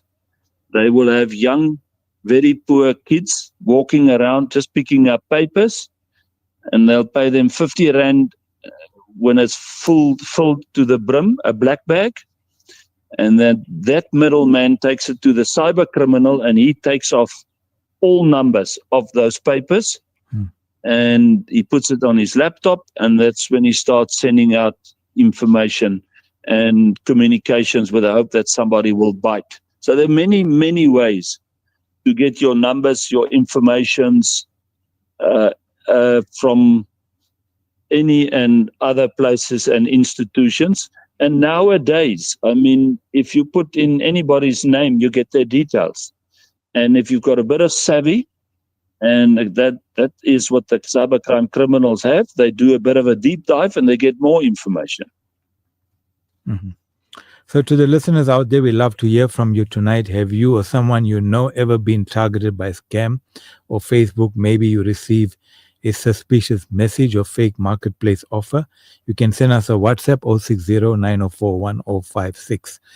Now, Mike, what are the real world consequences for victims, whether it's financially, emotionally, and even in terms of data privacy? Well, the real consequences is extreme loss of money, extreme stress.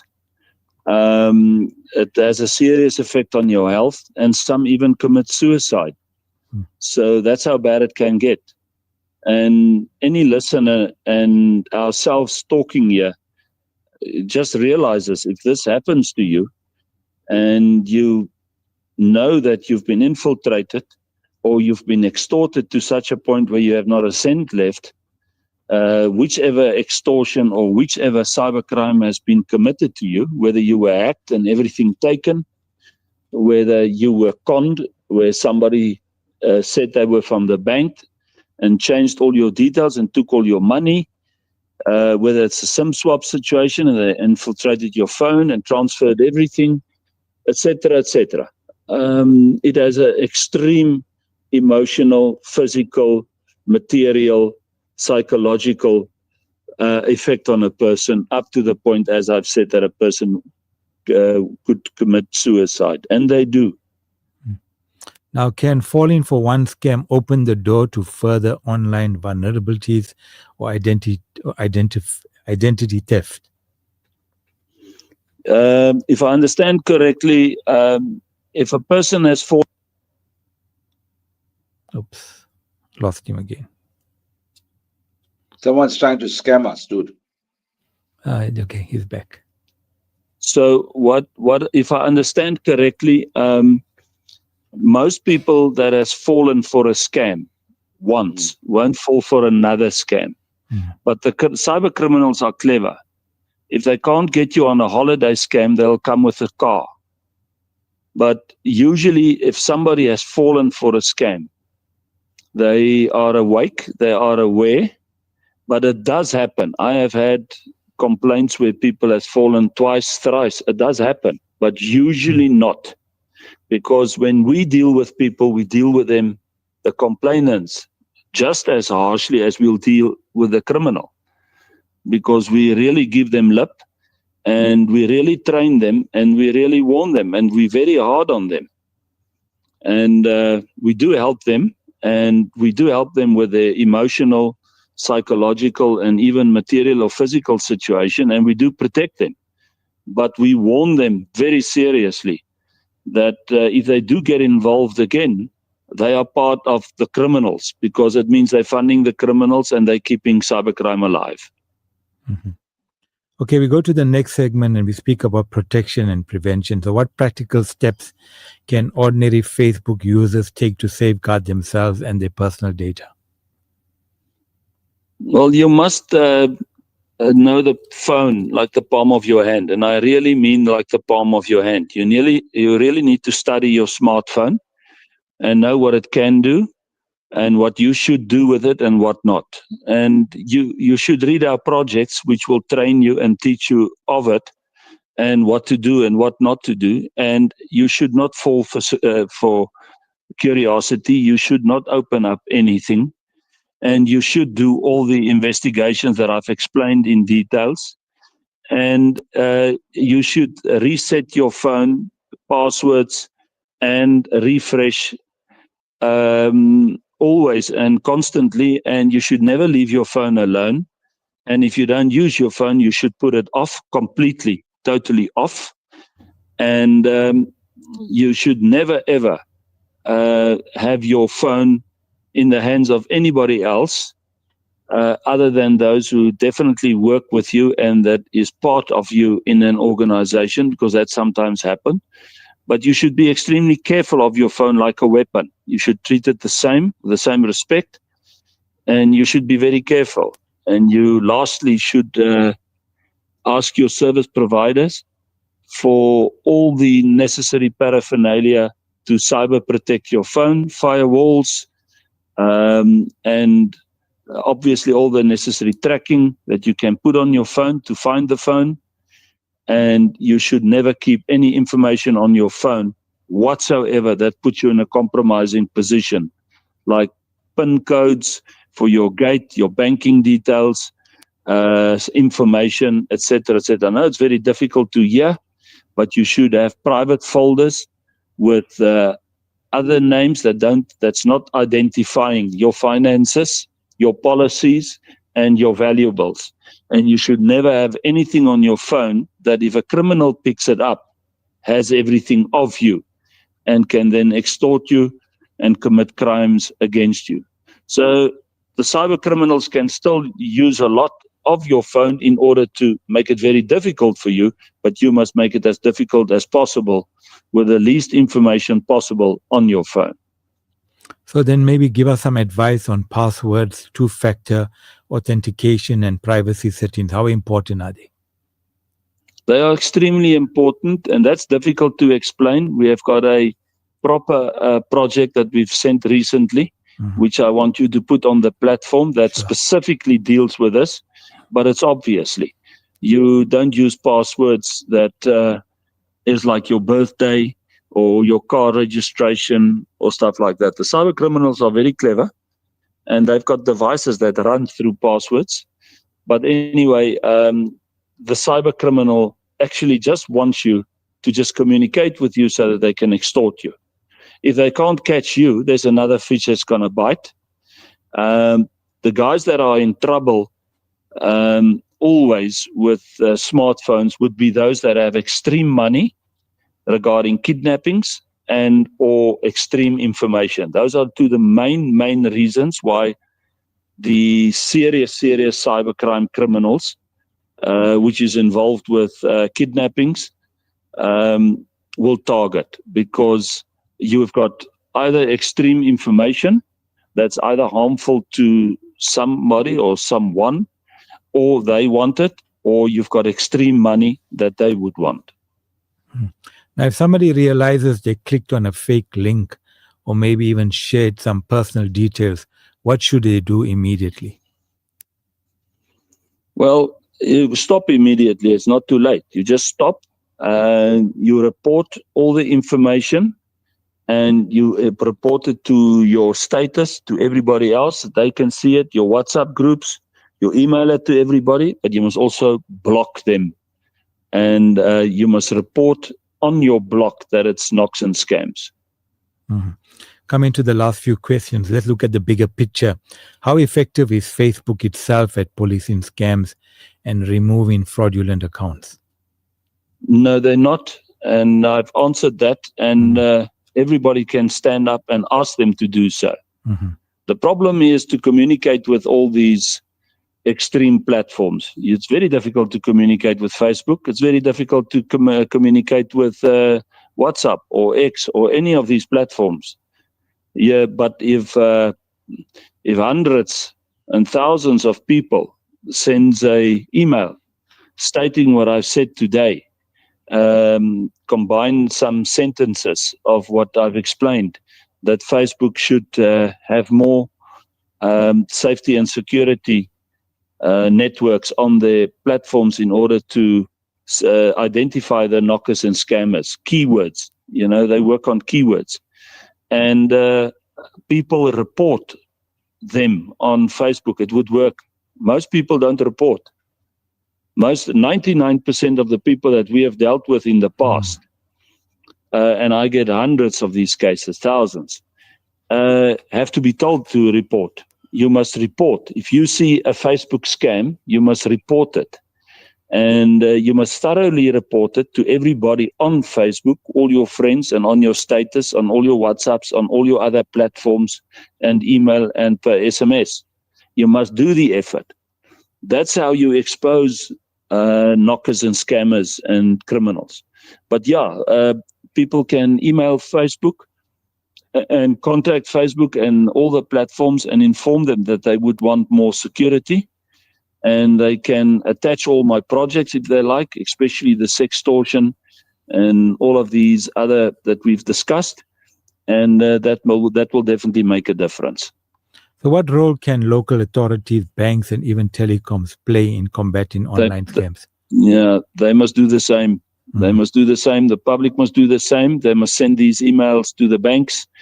They must SMS the banks, call the banks, WhatsApp the banks, cell phone companies, all of them. I have had this discussion about banks and all these institutions not doing their part or more to protect the South African public from losing millions, billions to knockers and scammers by they themselves not jumping in and going out of their way to protect the public with keywords and all kinds of other stuff that they can do, proper verifications, etc., etc.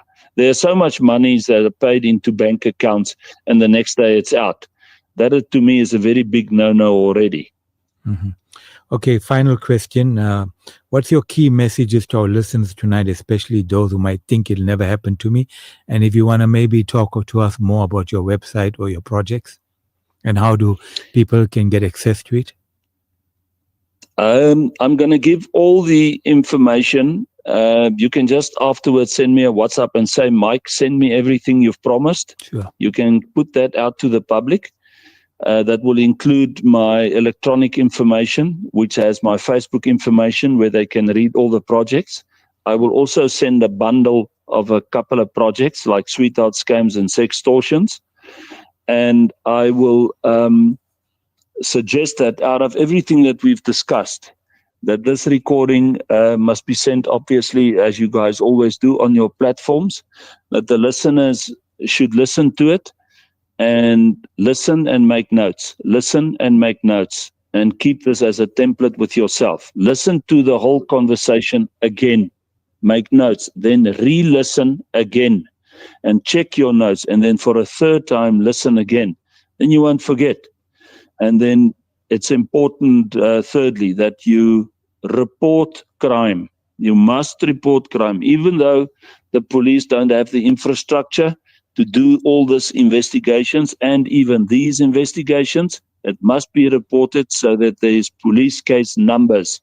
Reported to Facebook, reported to WhatsApp, reported to the banks, reported to schools, your status, WhatsApp, and any and other platforms. Report. The best way to curb and stop cybercrime is to constantly expose the numbers and the scams that are put out there. Very easy.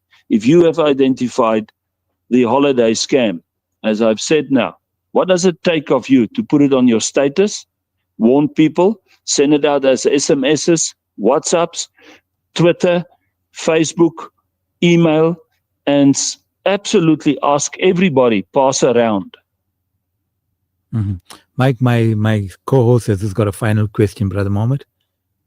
Sorry, Mike, just one more question. You would believe that a number of people that get caught up in these financial scams are people that believe in get rich quick schemes or want to make money quickly. Because I mean, I don't understand how people believe that they'll get 15% and 20% returns per month. And these are the people that usually fall foul to these economic scams, and the scammers makes and these knockers make a lot of money from people who think they can get rich quick. Maybe you should just give us a very brief um, outline about there's no such thing as get rich quick. Everything has to be very, very hard work. Well, I hear myself speaking, so you've said it actually all. I can just agree. There is no such thing as a bargain, and there is no such thing as getting rich quickly. And all these pathetic Ponzi schemes that the people fall for, there's only one person to blame, and that's yourself. And unfortunately, there's a lot of poor people. The very bits and pieces that they have, they give out to these cyber criminals. It's shocking. You cannot believe it. It's unfathomable. I just cannot get my head around it when somebody says to me he's got only SASA, or this other person might say to me he's only maybe has a couple of R1,000 a month, but he tried this because he heard he could get this, that, and the other. The same thing goes for all of them. And I've said this to so many poor people and even the illiterate. If you've got a smartphone, if you don't know your phone, you're going to fall for this. You need to know your phone like the palm of your hand, and you need to re-listen to these conversations thoroughly and make notes and not get involved. There is no such thing as a get-rich-quick scheme. It doesn't work at all. Yes, you are listening to Mike Borges, our special guest, cybersecurity expert, helping us to understand how Facebook scam works, how we can fight back by staying alert and informed. Remember, scammers rely on trust and haste. Slow down, verify before you click, and never share personal information or money with someone you don't know. Thank you very much, Mike. We really appreciate for you sacrificing your Saturday night to educate our listeners. Thank you very much. May God bless you. Thank you. God bless you guys. And a very interesting recording.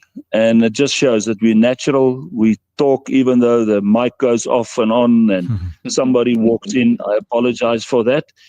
But take this talk extremely serious, and let's prevent crime. I appreciate the opportunity. Good night. God bless. Thank you. Good evening. Let's take a quick Nasheed break, and we'll be back with you after this.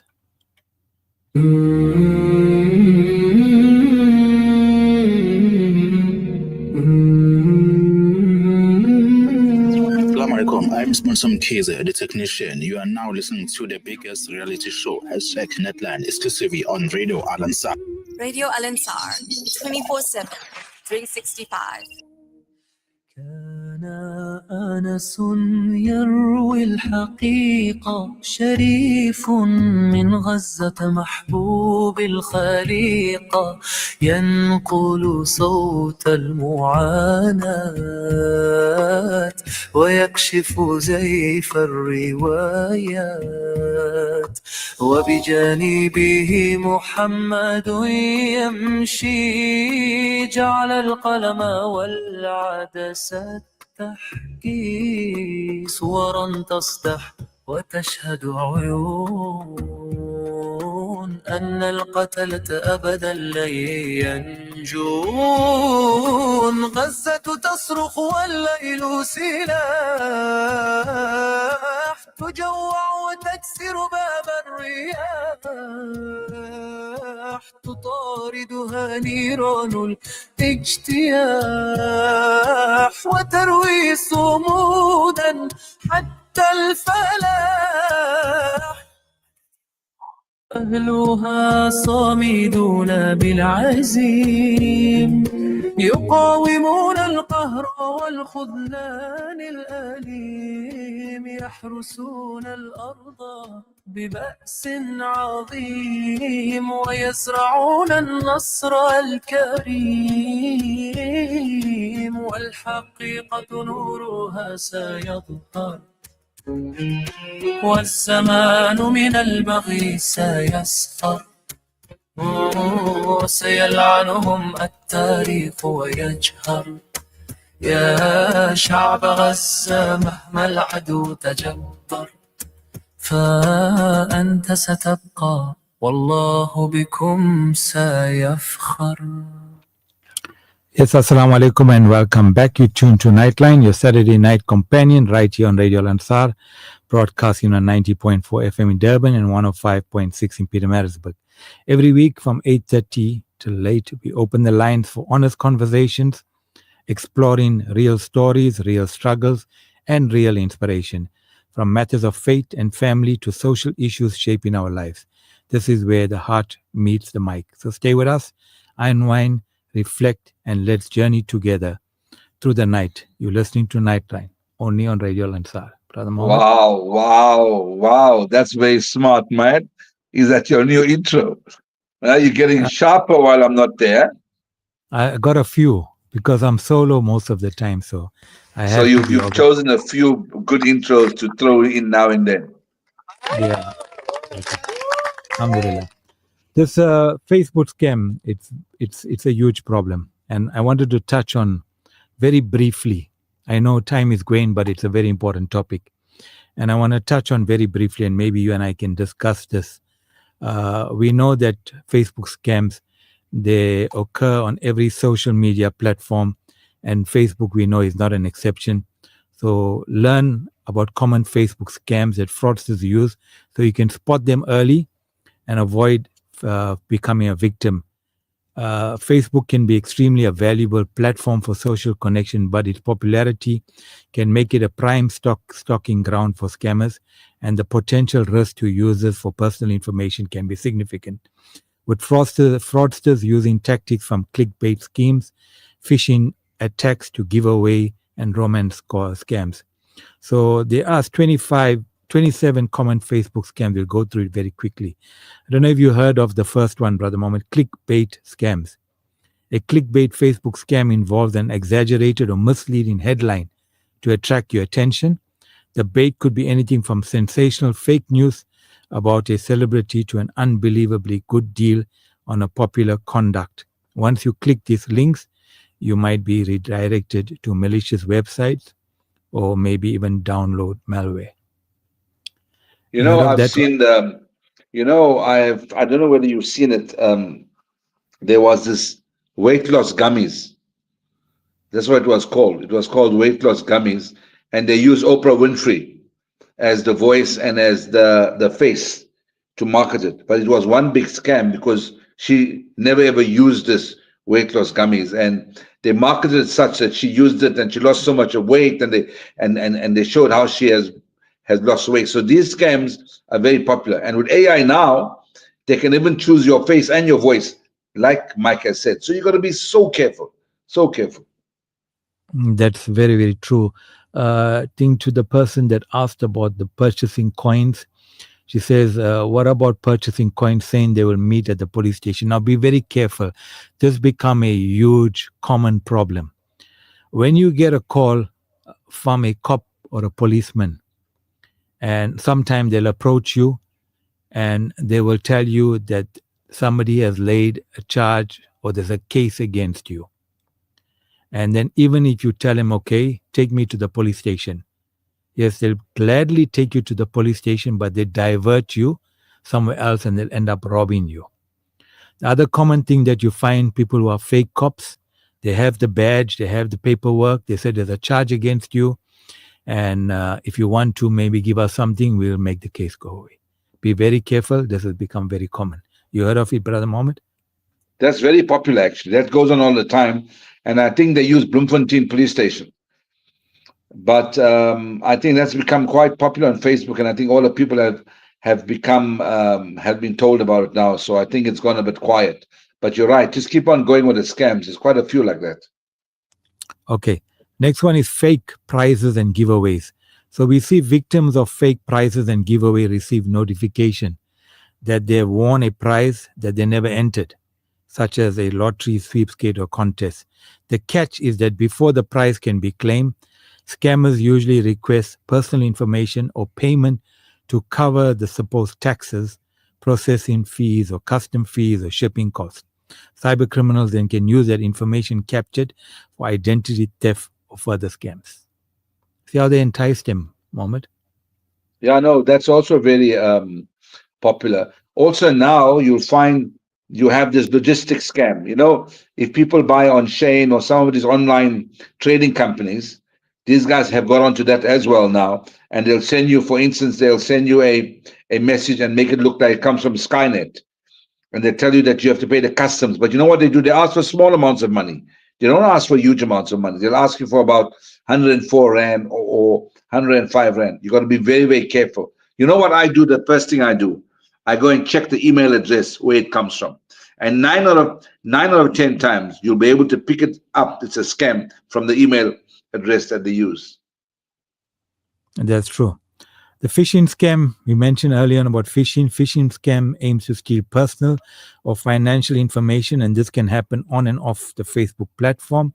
Watch out for any emails claiming to be from Facebook, as Brother Mohammed mentioned, that you are not expecting, especially those that ask for personal information or encourage you to click a link. Scammers may also send direct messages to you on Facebook with malicious link or request for information. So this is where they're trying to catch you in some way or the other, hoping that you might disconnect. The false romances that we spoke about early on, a fraudster might connect you saying that they like the look on your profile, they try to develop an online relation quickly, build trust before attempting to manipulate you. And the goal of the romance scam on Facebook is usually the same as any other social media platforms that we see. And once they establish trust, they play with you over a period of time. And then romance scammers usually request money for a personal emergency or a plane ticket to come visit you. And these scammers can be easy to spot because they'll avoid video chats and probably have a very light profile, hastily thrown together. The safest bet is never to give money to someone that you haven't met in person. I mean, come on. Right. This scam is very big, Doc. Don't ask me. You and I will ask ourselves, how do people get involved in this? Yeah, we talk about hundreds of thousands of Rand that women's give away to people that they don't know, they haven't seen. There's an excuse every time there has to be a video communication. He'll give some excuse, and they just voluntarily send hundreds of thousands of Rands to this oak from their bank account. I can't understand it, but it happens. That's so true.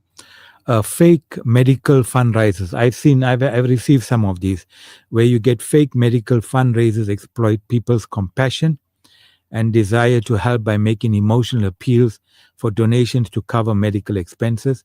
These fraudulent campaigns, they use fabricated stories that are often sensational and create a sense of urgency, like life-threatening treatments. If you're tempted to donate, check the user's profile to see how long they've been on the platform, how active they are on it, and how many friends and photos the account has. A recently opened account with few friends and photos is a red flag. Always trust your instincts. If someone feels off, it probably is. Yeah, I was sent one of this about 2 weeks ago.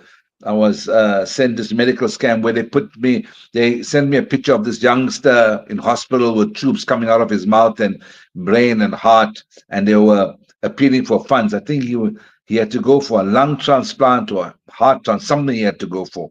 I think these are horrible scams. These are despicable people. I think they are disgraceful that they use people's medical problems to try and raise money from other people. Horrendous, really, horrendous. That's true. Then we see fake free listings. So you see, which are a Facebook scam that aims you to lure you with the promise of obtaining goods or service at no cost. However, these listings can lead to hidden fees, deceptive practices, or outright fraud. So scammers here will ask you to provide personal information, pay for shipping or handling costs, or request other unexpected charges. For example, you might get like a vehicle listed as free on Facebook Marketplace, and this seems like such an obvious scam that you might be tempted to engage with the person for fun. They might say they're giving it away as a revenge to an ex or divorcing. All they want you is to cover the shipping, Never engage with any possible scammer as they can be very convincing. So many of these free listings offer much smaller items to avoid raising suspicion. So be careful with any free items advertised. I mean, people always want something for free, and they get enticed into. Spoofing attacks. Spoofing attacks happen when someone masquerades as a trusted entity or person, such as a friend, business, or organization. So on Facebook, these scammers might spoof the likes of business pages, charities, or giveaway in the hopes that you give personal details. Scammers might also spoof an email from Facebook in a phishing attack. Lottery scams, we know people want to make money quick, very, very fast. We know lottery is haram in Islam, but again, it's giving away gifts. Charity and donation scams we spoke about. Facebook Messenger scams. Now, you get a message on Messenger. It often involves a fraudster hacking into an existing account. So they hack into your account, then they impersonate that individual on whose account they've hacked, and they contact all their friends and their families. So the messenger scammers might contact people from their own, usually fake accounts offering a great deal or some other scam. Now, if you receive a message from a friend or a family member that's out of the ordinary, contact them via phone or another medium of Facebook in case their account has been hacked. If you ever get a direct message from strangers, be very cautious and never offer information or money. Red flag here is you receive an unusual request from someone you know too good to be true from an unknown account. I don't know if you've seen these ones where you get somebody that you know of, a friend or a relative, stuck overseas, got robbed. Yeah. Right? And they're asking for money. And they can't find their wallet, or they lost their wallet or something. Or they got robbed and they're stuck in a foreign country and things like that. And they normally tend to catch people. Pet scams. I know Aisha Jamal normally talks about donation for rescued animals, but this is of a different nature. Pet scams can happen on Facebook Marketplace and community groups where a non-existent pet is advertised.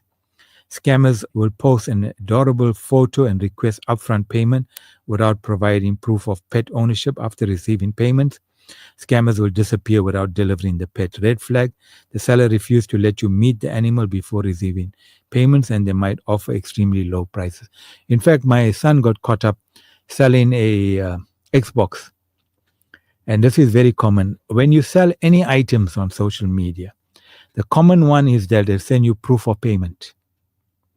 And they basically prepare a fraudulent proof of payment, send it to you. And you thought that the person has already paid you, but you haven't verified if the money is coming in your account, and they got to send an Uber to come and collect the item. By the time you give the item and then you realize that the payment has not come through because it was a fraudulent proof of payment. Be very careful for that. You get people selling fake or counterfeit tickets for sporting events. That's also pretty common. Rental scams. Rental scams, and he spoke about holiday scams also, but rental scams on Facebook Marketplace involve advertising for fake rental properties. Scammers may request deposit to view the property or rent payments upfront without allowing potential tenants to view the property. So we find this, and he spoke about holidays. Holidays are coming up. Lots of people have got caught up with scams where they paid for holidays accommodation, and then later on realize. And there are people that have actually came to the so-called place that they had paid for, booked for, and then they found out that they were caught. Quiz scams, we find that you collect your personal information through catchy online quizzes or surveys. They often encourage to repost a quiz on their page or share the link with their contacts, which spread the scam to others. Inheritance scams, that we see pretty common. I don't know. I've received that that's common. Thousands of times, where the scams send a direct message to a target saying that you've inherited money from a so-called distant relative, and they talk about millions of dollars that they don't know, and the scammers may demand upfront fees to cover legal or administrative costs to process the inheritance, which often is presented as mandatory to claim funds. I forgot to ask him about the so-called taboo bester fake modeling offers. Yeah, Tabu Besser, he was a master. He's a genius. Yeah, I mean, he's conned and raped many a woman. He even managed to entice and a very intelligent, educated doctor. Doctor. Yeah. Yeah, and Took I don't millions know, from her, by the way. millions, and also I don't know how he managed to convince her to help him out to be able to escape. And for a doctor to go to that extent to look for a body in the mortuary so that they can replace it in the prison, do all the groundwork for him. I mean, they Apparently, even Doc, apparently, he's a fantastic orator. The prison wardens were warned not to listen to him because if you listen to him, you'll do what he tells you to do.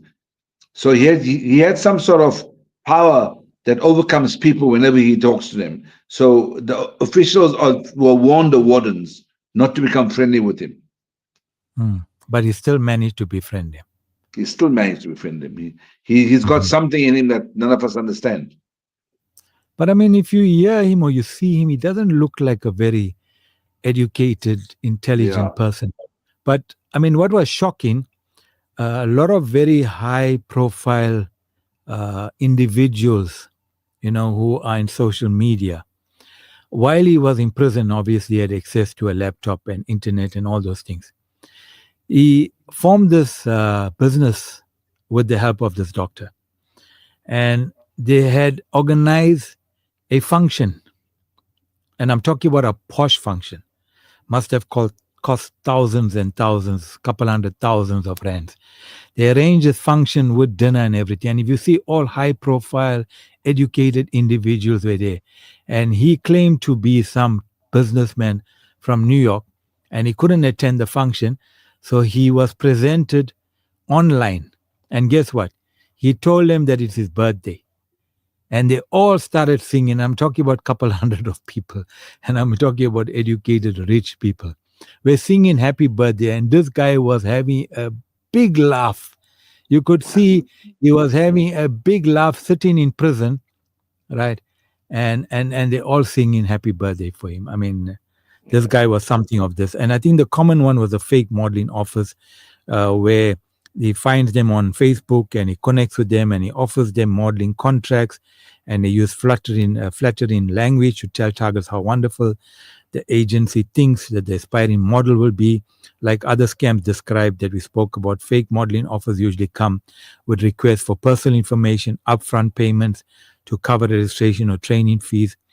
So we even seen, I think, where he had met and he does meet these girls and then he entices them and then he rapes them. One particular one, I think he killed and he murdered her after he had raped her. Another scam that we see very common are cloned accounts. Clone accounts are fraudulent Facebook accounts that's created using the victim's identity and information. They're designed to closely resemble the real account to impersonate the user. The fraudster will send scam messages hoping that the friends will take whatever cause or action they request. You can spot clone accounts by a recent creation date, limited activity, and out of character requests and language used by your friend. And we spoke about investment frauds, which you have asked a question, where people get caught in invested fraud schemes that can begin on Facebook through an ad or a fake business page. Loan fraud, loan scams prey on individuals in need of financial assistance or looking for favorable loan terms. This can start in various ways on Facebook, such as an advertisement or fraudulent profile.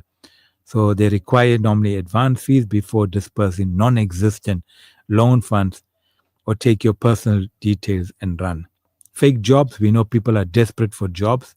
And then obviously they will make an application that, we have a job for you. And here we'll be posing a fake job listed on Facebook. The job posted typically lures people by offering exceptional benefits, high pay, remote work, and a low barrier to entry. So once someone falls into the trap, the fraudster will send you sensitive information that can be used to steal your person's identity or money to cover fees, and they will ask you for all the details. Government scams, we find them very common. A government scam is where a cyber criminal impersonate government agencies, which we see with SARS, pretty common.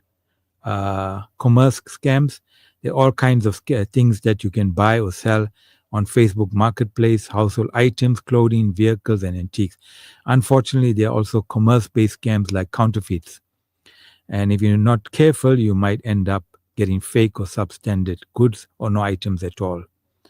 You get okay, this is another one. Okay, payment app scams. Payment app scams are a threat on Facebook Marketplace and buy and sell groups on the platform. This is the one that I spoke to you where they send you proof of payment. Meanwhile, it was a fake coupon codes, malware attacks. So malware attacks can be launched via different types of schemes, from clickbait scams to Facebook Messenger scams. And the consistent red flags are suspicious links, attachments, or downloads. Video scams, distributing or enticing video that makes the victim want to click or view it. And these scams trick users into clicking infected links or downloading attachments. One example is when a message saying, "Is it you in this video?" which can come from a stranger's account or a hack friend's account. Don't be tempted to click. Okay, so these are your approximate, very briefly, 27 scams. Brother Mohammed, quite a lot to digest. Okay. Yeah, you want to go for an ad break and for in a sheet break and come back. And then we'll talk about Palestine. Yeah.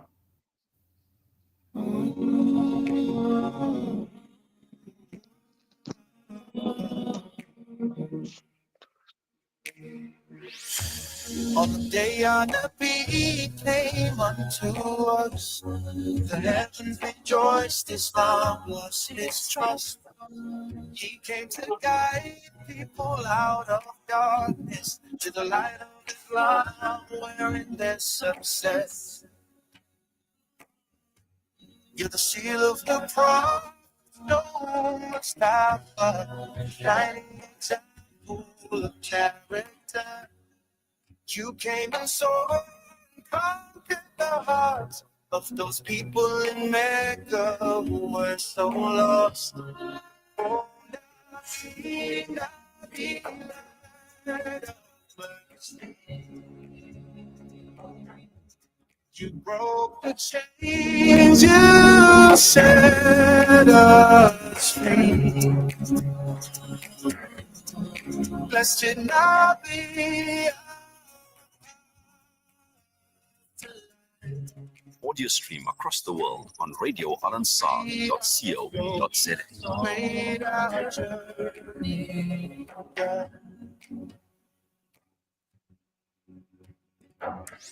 You we have found a way to Allah, the creator of all things and our sustainer. You gave us the Quran and left your son for us to follow in your footsteps to Jannah. Oh, oh, oh, Nabi, Nabi, light of mercy. You broke the chains, you set us free. Blessed Nabi,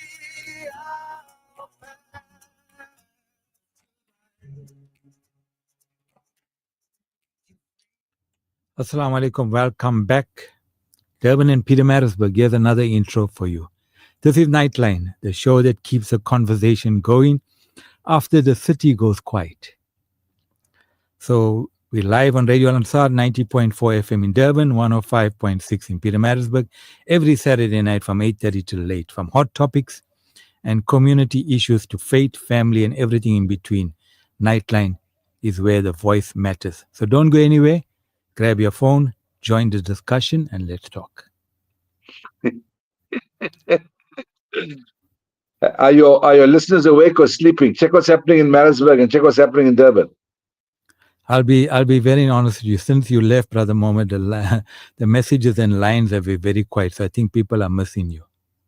I need to come back, huh? I think I must make a special trip back and come back to Dubai after 1 week. No, I got a better idea. Just be here on a Saturday night and then go wherever you want to. And as long as you're here on Saturday night, it's fine. Yeah, it's quite fine. Anyway, Mike has sent lots of information. I promise you, he speaks about his projects. I think you need to Google his name and you'll be able to find out. He's got links here for read all our previous projects about extortion, extreme extortion, sextortion, SAP, impersonators, SAPs, corrupt cops. So he's got quite a lot of links here. He's got something called a Project Sweetheart Project. I'm sure if you basically Google his name, you'll be able to link. He's a South African Safety and Security, Mr. Mike Bollas, and Specialist Investigation, Serious Violent, Economic and Cyber Crime. Give us lots of links here. Also, really lots of messages here, and it's given you. So I don't know if those that want any information related to this guy look like he's got it all. Alhamdulillah. Okay, I think we got a message. Somebody heard us. Zubi, I think this is from Hawik. Yeah. Assalamu alaikum. Wide awake, enjoying the show from beautiful evening in Hawik. Jazakallah. Zubi, remember you can also connect with us through Facebook. We're on Facebook Live. Somebody else sends a message here. Zubi is from Hawik West in Hawik. She's a keen listener of ours. You know that. Alhamdulillah. I don't know what happened to all the regular ones. Like Frank comes in now and then. I see our friend Faiz. I don't know what happened with him, and the pit bulls seem to have disappeared. He must be looking after his pit bulls. They must be sick. Yeah, unless he ate his phone again. Must be. So before we go to Palestinian segment, you want to speak a little bit on the New York mayor. You send me a nice... Yeah, I'll tell you what we'll do. The elections is still 2 weeks away. So can we just maybe make that for next week? I'll spend more time on our Muslim candidate standing to become a mayor of New York, and the trouble he's had and the backlash he's had and insult he's had just because he's Muslim. Let's talk about that next week. Let's go on to your Palestinian issue. Okay, so very quickly, I just want to start off with the Palestinian issue with a quick poem called Under the Rubble. Let's listen to this. Under the rubble. She slept on her bed, never woke up again. Her bed has become her grave, a tomb beneath the ceiling of her room, the ceiling a cenotaph. No name, no year of birth, no year of death, no epitaph. Only blood and a smashed picture frame in ruin next to her. In Jabalia camp, a mother collects her daughter's flesh in a piggy bank, hoping to buy her a plot on a river in a faraway land. A group of mute people were talking sign. When a bomb fell, they fell silent. I leave the door to my room open so the words in my books, the titles and names of authors and publishers could flee when they hear the bombs. I became homeless once, but the rubble of my city covered the streets. They could not find a stretcher to carry your body. They put you on a wooden door they found under the rubble. Your neighbors, a moving wall. The scars on our children's faces will look for you. Our children's amputated legs will run after you. He left the house to buy some bread for his kids. News of his death made it home, but not the bread. No bread. Death sits to eat whoever remains of the kids. No need for a table, no need for bread.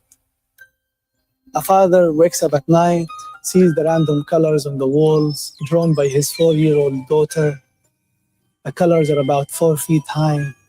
Next year, they would be 5, but the painter has died in an airstrike. There are no colors anymore. There are no walls. I changed the order of my books on the shelves. 2 days later, the war broke out. Beware of changing the order of your books. What are you thinking? What thinking? What you? You. Is there still you? You there? Where should people go? Should they build a big ladder and go up?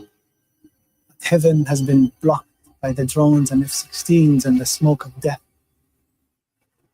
My son asks me whether when we return to Gaza, I could get him a puppy.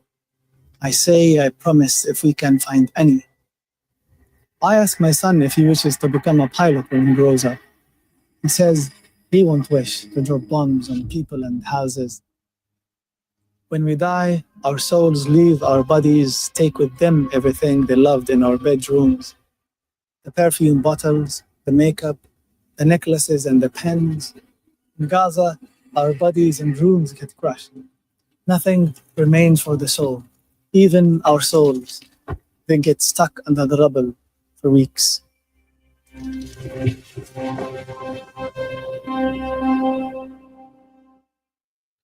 It must be pretty difficult, although the ceasefire has come into effect, Brother Mohammed, but, for them to be living with rubble all over.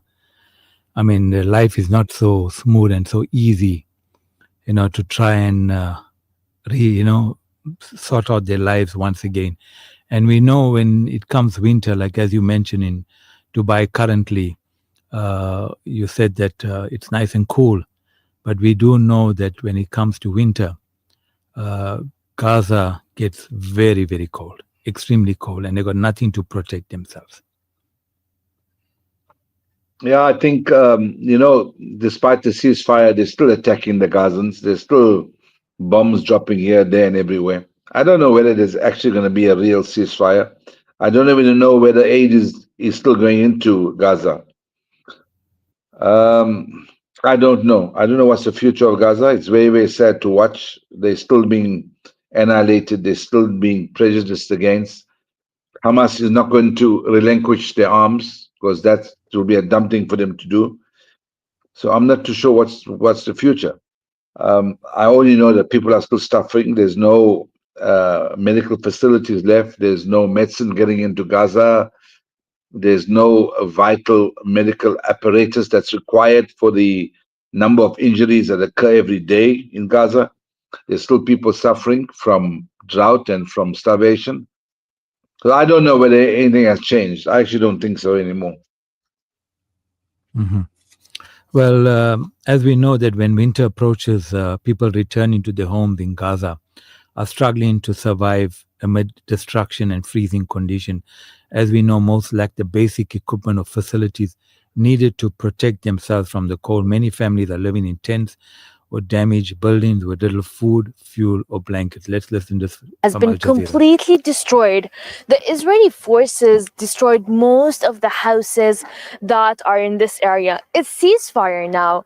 The war ended, no more explosions, but the struggle is massive. These buckets are buckets of water where Palestinians have been waiting for the water line to pump water. And as you see, they're struggling every single day for hours waiting the line to give water. Palestinians are saying that the infrastructure have been completely destroyed.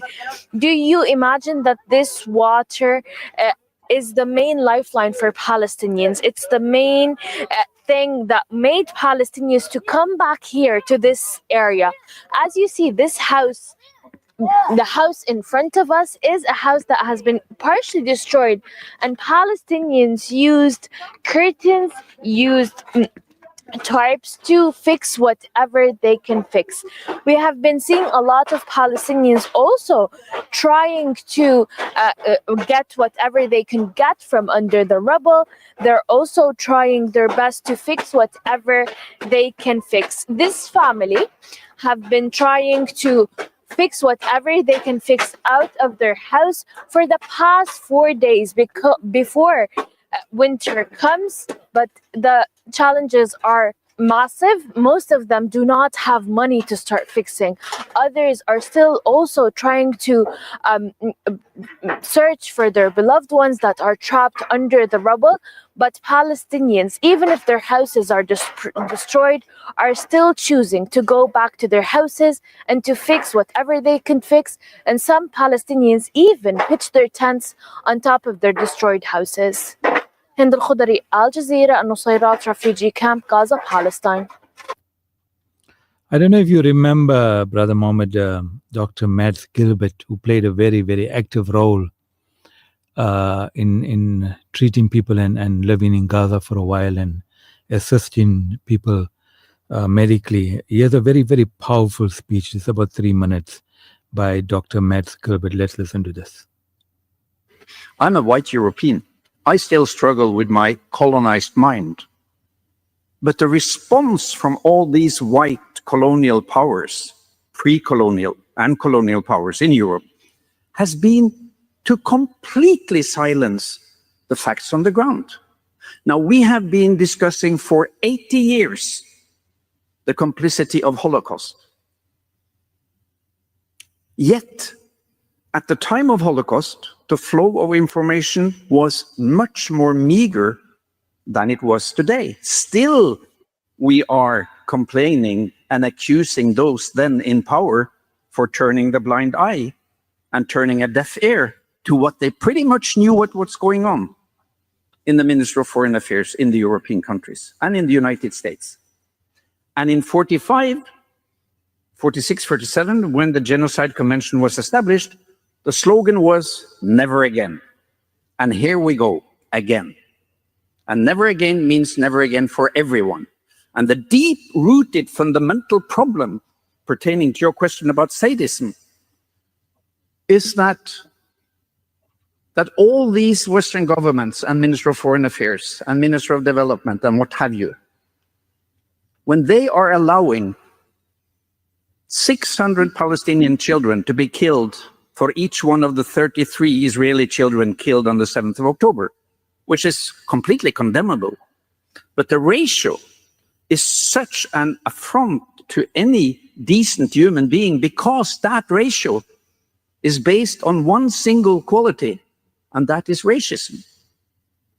So the reason why all these Ministers of Foreign Affairs in Europe are not reacting to all the facts that came pouring in from the neutral bodies of the UN, the science, the publication of peer-reviewed papers all over, is a deep-rooted racism. That's why I put in one of my slides that Palestinian children can expect to live 35 plus 9 years shorter than an Israeli child. And God forbid, what would have happened if an enemy of Israel had killed 28 Jewish children every day for more than 700 days, which Israel has done in Gaza? 28 children on an average for more than 700 days. It would have been an outcry. It would have been stopped, full stop. And the difference has one overruling headline, and it's racism and colonial racism. So everybody in the Ministry of Foreign Affairs in Europe who have been sitting idle and reading this report without standing up, every medical community in my country, in the US, all over the world, who have known all this and have been appealed again and again from people supporting the Palestinian justice and yet kept shut, are complicit, and they need to face trial. Thank you. That's a speech from Dr. Mads Gelbert. We receive a message from Brother Hussein, who speaks about, let's see, the church is partially responsible for Israeli actions. When the Zionists targeted the Muslims, the Jews assured the Christians are safe. Later, they realized it was a Zionist strategy for divide and conquer. The Christians were not vocal in informing the West that they were Arab Christians, but Christians nevertheless. Now that things have fallen apart and Israelis sweeping both Arabs and Christians the same broom, the church decides to protest. Even the Vatican left the Palestinian Christians out to dry, while these are the closest people to Jesus Christ. That's sad. I think, Brother Hussein, to be very honest with you, normally the Israelis you find have been targeting both Muslims and Christians. We see that in Jerusalem also at the same time. So I think it's wrong to say that the Christians are siding with the Zionists, Brother Mohammed. There was a message from Hussein. To say that the Christians are siding with the Zionists. And the church is partially responsible for Israeli actions. The Christians have been persecuted in Gaza just like the Muslims are. I mean, there's Christians in Gaza that stood up for the Muslims for a long time, for over the years. So I don't think that's an accurate depiction of what's happening in Gaza. The Zionists don't care about anybody. They buy everybody they need. They buy information. They buy spies. They buy influence. They tap phones. So I think they only think they're the only people on earth, and they are the chosen people of God. So they would get rid of anybody, and they would want to declare war on anybody. So I really don't think that the Christians are on the side of the Zionists. Maybe you can tell us what makes him think like the way he does. Yeah, and Muhammad Shafi has said, is it right? Their Bibles say they will take over Palestine, yet their book states they shall not kill, not steal. I don't think the Bible says that. I don't think the Bible says that they'll take over Palestine. I think you see, there's the Jews in the Talmud, and I think some of them read that Bible of theirs slightly differently. But you know that holy historical land of Palestine's battles been going over for decades now. It's not October 7th or 10 years before that. It's decades.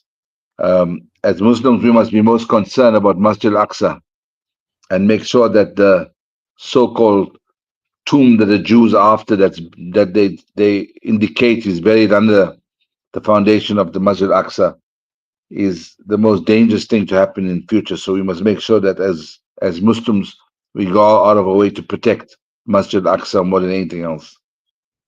Yeah, that's true. Okay, let's play the last clip just to give you an idea of what are the Palestinians returning to. They're returning to northern Gaza, which is a return to nothing. Palestinians are pretty much returning to nothing in northern Gaza, and survival here looks nothing like living. It's endurance under impossible conditions, a daily struggle to meet the most basic human needs here amid destruction, hunger, and the grief. People are returning, but they're returning here to only skeletons of their buildings. There's nothing inside, no access to water, no access to food supplies, and it's not appropriate for sheltering, as they were given a warning that many of these buildings are severely damaged and near collapse. We've seen people walk for hours, sometimes days, in search of flour or lentils or some canned food in order to survive these difficult conditions. Also, people are still living in the dark here. The whole entire power grid system has been destroyed. Let's listen to this. In Gaza City force, a struggle daily, honey, to find food and water. What is it like in northern Gaza right now? Folly, it's very difficult for people returning to their areas where they were once lived inside homes. They had access to public facilities and public service. They're pretty much returning to nothing now here. And survival here looks nothing like living. It's endurance under impossible conditions. It's a daily struggle to meet the most basic human needs here amid destruction, amid hunger, amid the grief as well, the evolving grief of many of the families searching under the rubble here with their bare hands and manually operated tools for their loved ones who have been buried beneath the pile of rubble across Gaza City. Just to give you an idea of how survival looks like here, we are in an area that is a little bit intact compared to the rest of Gaza City. We're still seeing some of the buildings here that are standing. And standing does not mean they are proper for shelter. They're not proper for organization to walk back and start operating from these buildings. On the left side is the UNRWA headquarters, once a central operations for the Gaza Strip, operations of UNRWA. Here in the city now, turned largely in the past months into a displacement site for many of the displaced families. And as of these days, people are returning, but they're returning here to only skeletons of these buildings. There's nothing inside, no access to water, no access to food supplies, and it's not a proper for sheltering, as they were given a warning that many of these buildings are severely damaged and near collapse in this area. So it would be a safety hazard for these people. When it comes to water and food, they're not available in an amount that is enough to accommodate the large number of people returning to this area. Finding food and clean water has become a full-time battle. We see it every day. For everyone equally here, it's a daily struggle to find food and water. We've seen people walk for hours, sometimes days, in search for flour or lentil, some canned food in order to survive these difficult conditions. Also, people are still living in the dark here. The whole entire power grid system have been destroyed. So people have relied mainly on whatever available and can be maintained of power generators or solar panels that have been largely destroyed by the Israeli military. But they try to at least utilize whatever is available here to have a little bit of light during the night. So that's how survival looks like here in the city. It's very difficult to imagine people are actually going through these difficulties. Thank you, Hani, for bringing us the latest there from Northern.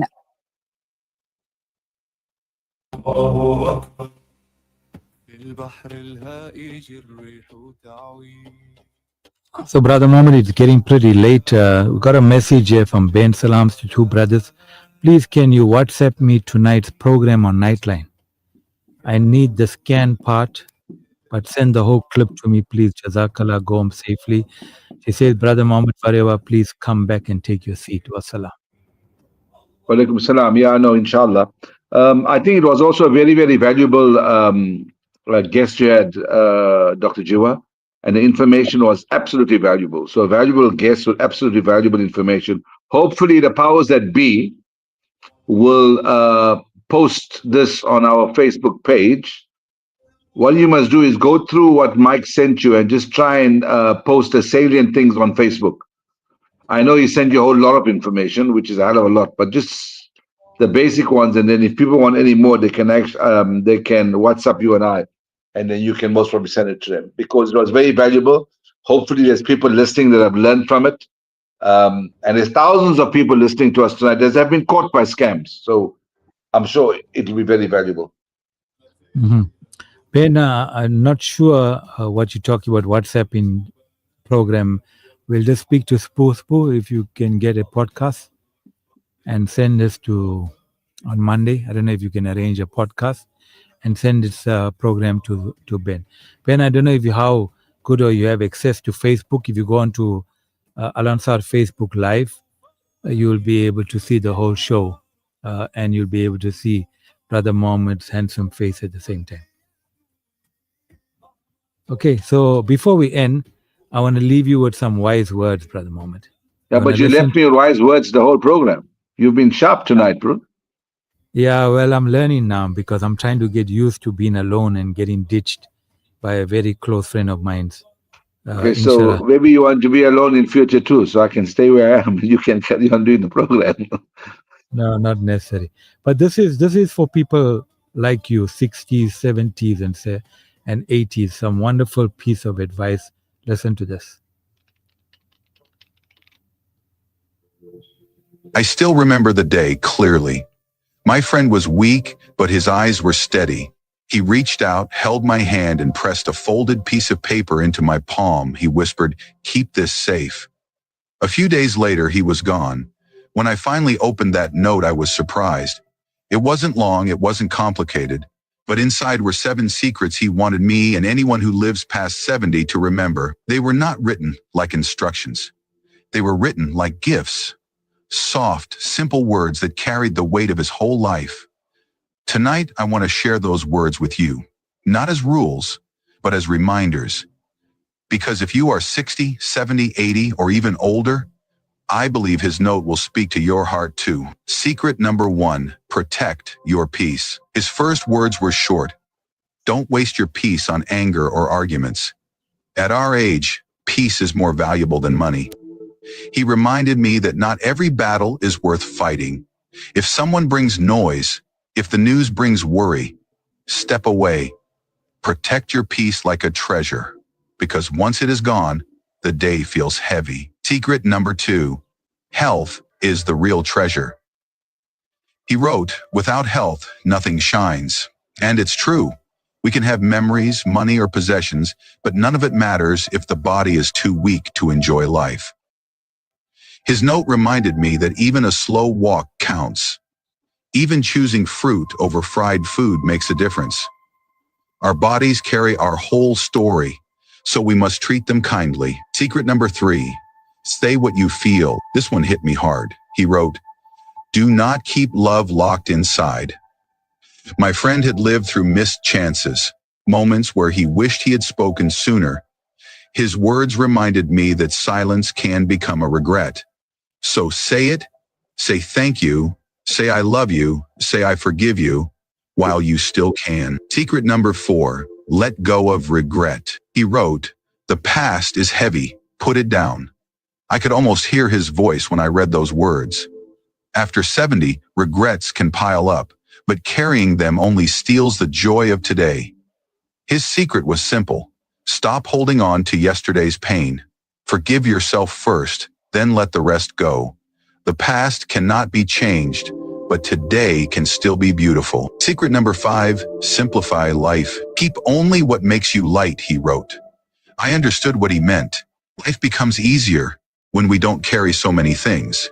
Too much clutter, whether it's in our homes or in our minds, can weigh us down. His secret was to hold on only to what brings peace. Memories live in the heart, not in boxes. Simplicity brings freedom. Secret number 6, treasure relationships. This one made me pause. He wrote, at the end, you will not care for money, only faces. And I realized he was right. We don't remember bank balances at the end. We remember laughter, hugs, and voices we loved. His secret was a reminder to call a friend, visit family, wave to a neighbor. Connection is medicine for the soul, especially after 70. Secret number 7, live with gratitude. The final words on his note said, say thank you every morning and again every night. Simple but powerful. Gratitude makes ordinary days feel sacred. When you open your eyes and whisper thank you, the day begins lighter. When you close your eyes at night and whisper thank you again, you sleep with peace. Gratitude turns survival into living. That note was the last gift he gave me, and I carry it with me still. Sometimes I take it out, read the faded words, and remind myself, life after 70 is not about how many years are left. It's about how we spend the years we still hold. His 7 secrets were his final way of saying, live well, live gently, live fully. If these words touched your heart, I'd love to hear from you. Share your thoughts in the comments. Write gratitude lives on below and let us know where you're watching from. And if you want more gentle reminders like this, follow Elderly Roots. Because how's that very advice? interesting for people over the age of 60, yeah? Alhamdulillah. Anyway, nice way to end our show. We have some voice notes from Scully. Let's listen to this. I salam to Anwar Bhai and to Mohammed Bhai. It's Scully. My take on this Palestine matter is I think there's no world order. It's just one-sided. It's just the Israeli sided and they having what they say. It's not right. It's not right. We should get a peace, like a world order peace accord. Thank you. Thank you, Scully. Thank you very much. Good way to end the show tonight, Brother Mohammed. So we're going to listen to some more wise words to end the show. Yeah. Give it to me. Let me hear. All right. So make sure you join us every Saturday night from 8:30 till late for Nightline, the talk show that gets people thinking, talking, and connecting. Only on Radio Al Ansar, 90.4 FM in Durban, 105.6 in Pietermaritzburg. Nightline, real talk, real people, and real issues. So on that note, it brings us to the end of tonight's edition of Nightline here on Radio Al Ansar. It's been a privilege sharing this time with you, listening, learning, and reflecting together. Remember, the conversation don't stop here. They continue in our homes, our communities, and within ourselves. Until next Saturday night, same time, 8:30 till late on 90.4 FM in Durban and 105 PFM in Pietermaritzburg. Take care of your hearts, your families, and your faith. So you are all, plus you give me a clap for yourself as well. That's very, very good. So you are preparing scripts now. Now you're reading from scripts. Alhamdulillah. Have to. Alhamdulillah. You do know that it's 1:33 in the morning in the UAE in Dubai, right? You're quite aware of that? Yeah, no, I'm aware of it, but I'm not bothered. I'm ignoring it. Oh, you're ignoring it. Okay, no problem. Yeah, no problem. capitalizing of last week. You ditched me on last week Saturday night. We had a very interesting discussion last week Saturday night. Alhamdulillah. But nevertheless, we hope to see you back next week Saturday. Next week Saturday, inshallah. If nothing changes, I shall be back in the studio and we'll talk about some interesting more interesting stuff to educate our community that needs to be educated. Jazakallah. Have a wonderful Sunday with you and your family. And we wish you assalamu alaikum wa rahmatullahi wa barakatuh. Assalamu alaikum wa rahmatullahi wa barakatuh. And goodbye from us, from the Nightline team.